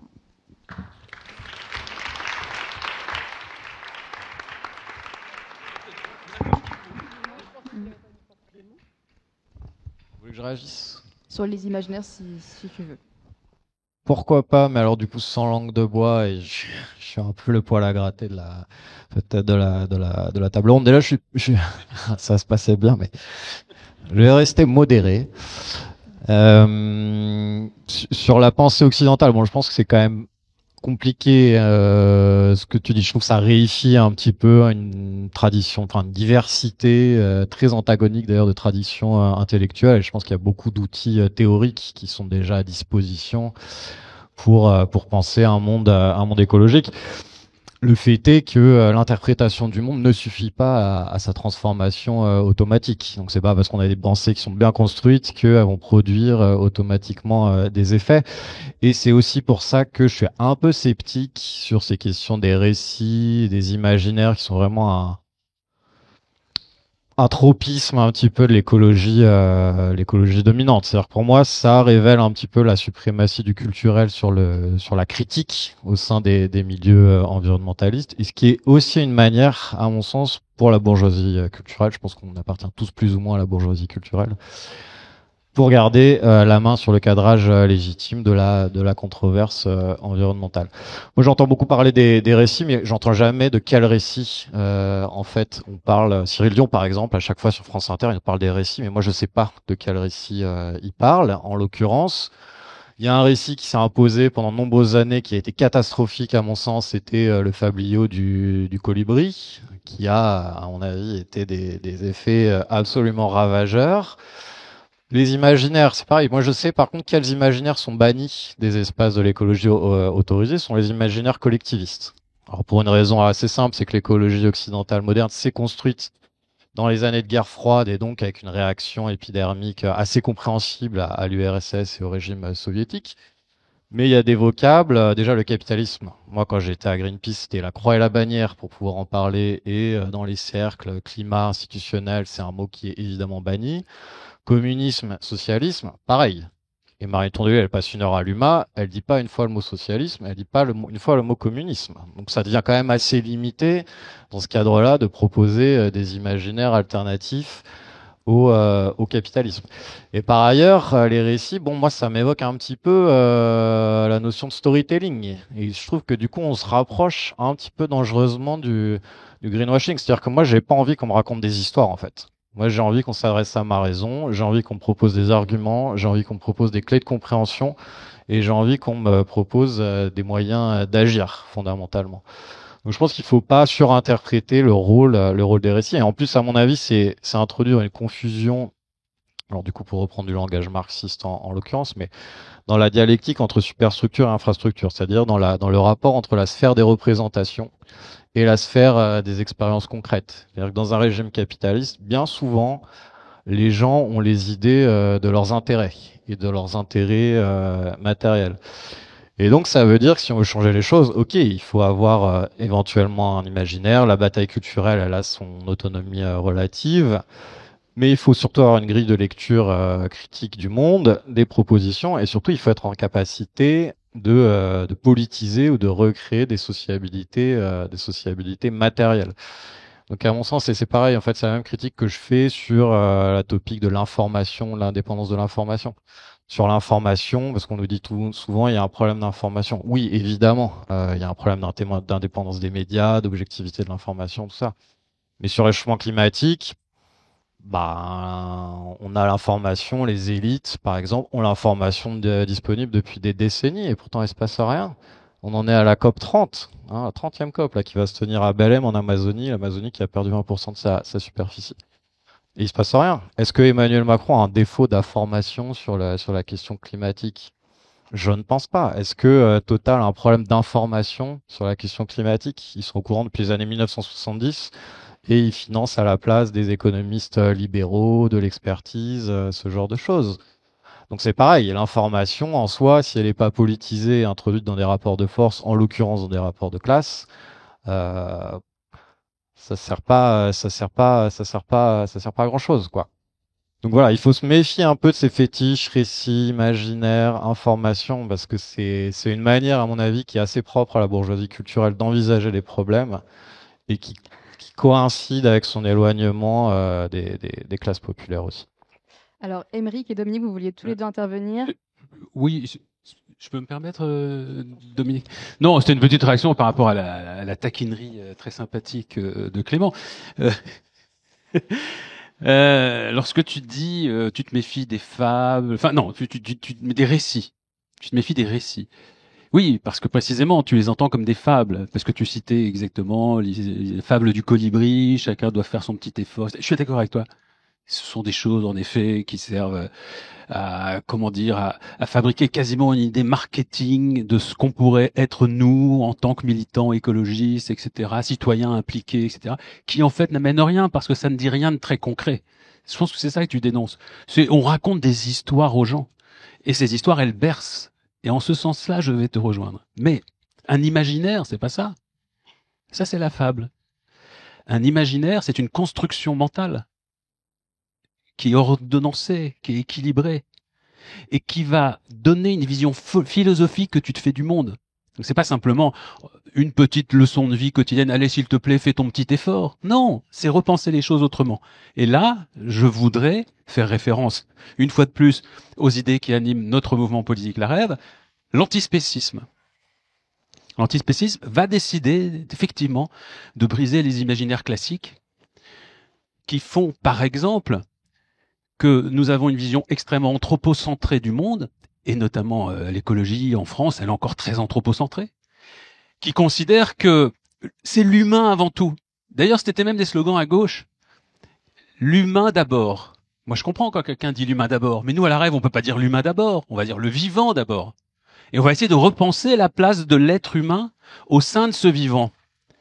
Donc, nous, quand on dit, par exemple, mais on devrait accorder des droits fondamentaux à tous les animaux sensibles. Alors, plein de gens nous prennent pour des fous. C'est quoi ces droits fondamentaux? Alors je vais juste les citer quand même. Le droit de pas être tué, de pas être emprisonné, de pas de pas être torturé et de pas être vendu. Voilà. On pourrait dire ça. Puisqu'on le fait pour un certain nombre d'animaux, pourquoi on le ferait pas pour tous? Sachant qu'ils ont les mêmes caractéristiques et les mêmes capacités à ressentir la souffrance, la douleur, etc. Mais on nous dit, vous êtes quand même un petit peu originaux. Bon, vous êtes sympathiques. Moi aussi, j'aime bien les animaux, mais on va quand même pas aller jusque-là. Et ça, ce sont des écologistes qui le pensent. Je voudrais bien faire un sondage. Nous, on fait pas du tout la politique de la police, pardon, de l'assiette. Mais je pense qu'il y a une forme de cohérence quand on est écolo, non seulement à réduire sa consommation de viande, mais quasiment à un moment à arrêter d'en manger parce qu'il y a quelque chose qui devient de la contradiction si vraiment on a un rapport au vivant qui est cohérent. Et donc, quand on dit, par exemple, on va étendre notre sphère de considération morale qui, jusqu'à présent, n'allait pas plus loin que la sphère humaine, mais qu'on va l'étendre aux non-humains, on raconte un autre monde. Mais non seulement on le raconte, mais on le met en pratique. En disant, effectivement, moi j'arrête de manger des animaux. Et moi je demande qu'on ferme les eaux. Et je demande qu'on interdise la chasse. Et je demande qu'on interdise la corrida. Moi je suis désolé de constater que sur une proposition de loi des écologistes à l'Assemblée, il y a peut-être 2 ans, sur des repas à la cantine, de mémoire, me semble-t-il, l'idée était qu'il fallait permettre qu'il y ait des repas végétariens chaque jour dans les cantines scolaires, ce qui est très bien. Et que moi, je dépose un amendement pour dire non, c'est bien végétarien, c'est sympa. Moi, je voudrais qu'il soit vegan, les repas. Et alors là, les écolos votent contre. Ou s'abstiennent. Non, je sais que tu sais pas. Mais je me dis, il y a un souci.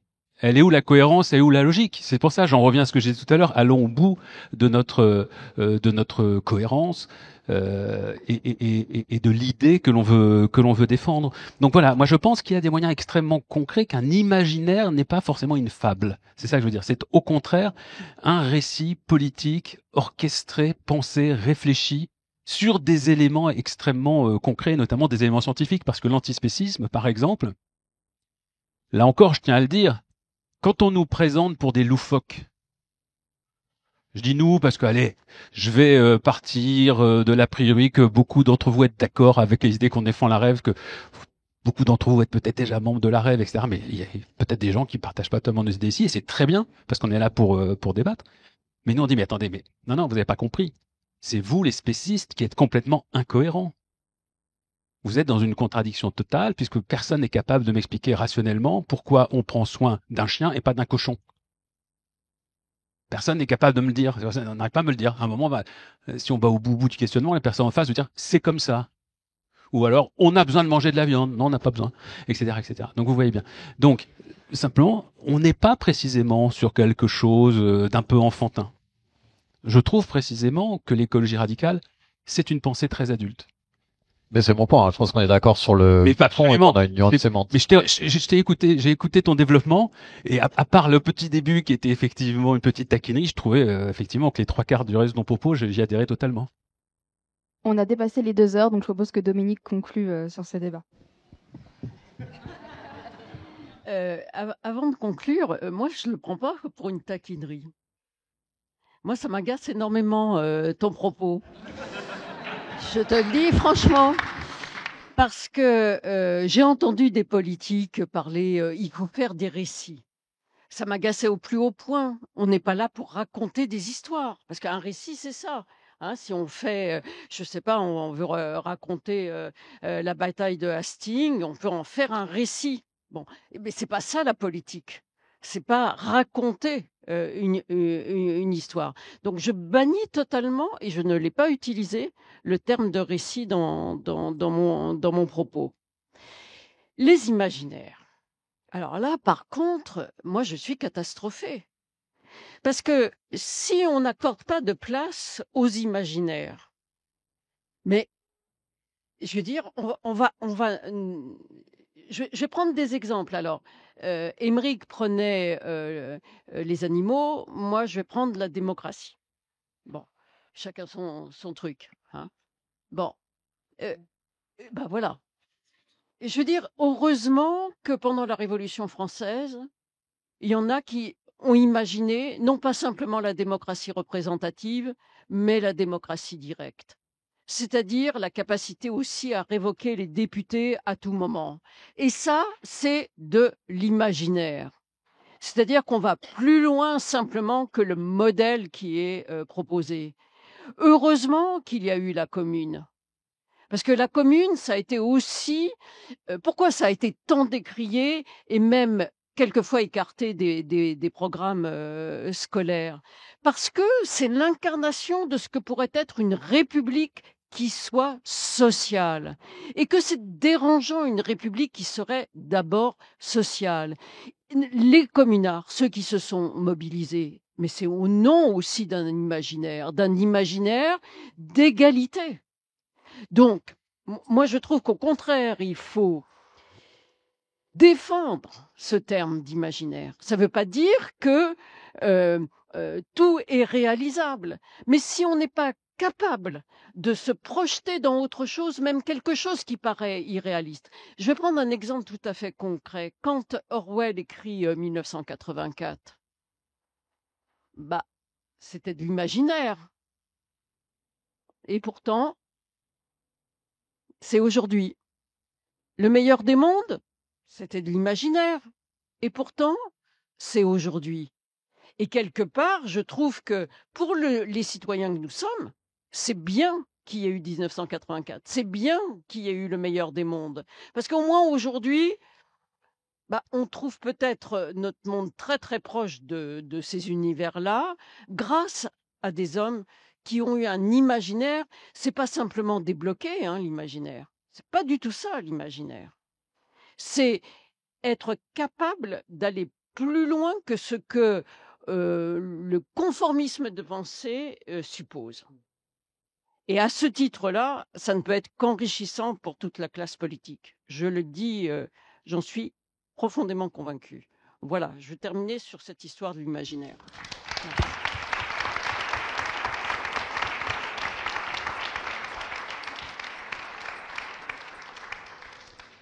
Il est 20h40. On m'a demandé, vu la durée de cette table ronde, que vous conserviez vos questions pour une manière plus officieuse. Je vous invite donc à poursuivre cet échange passionnant avec nos intervenants comme vous le souhaitez à partir de maintenant. Merci beaucoup à tous les quatre et merci à vous d'avoir tenu ce moment.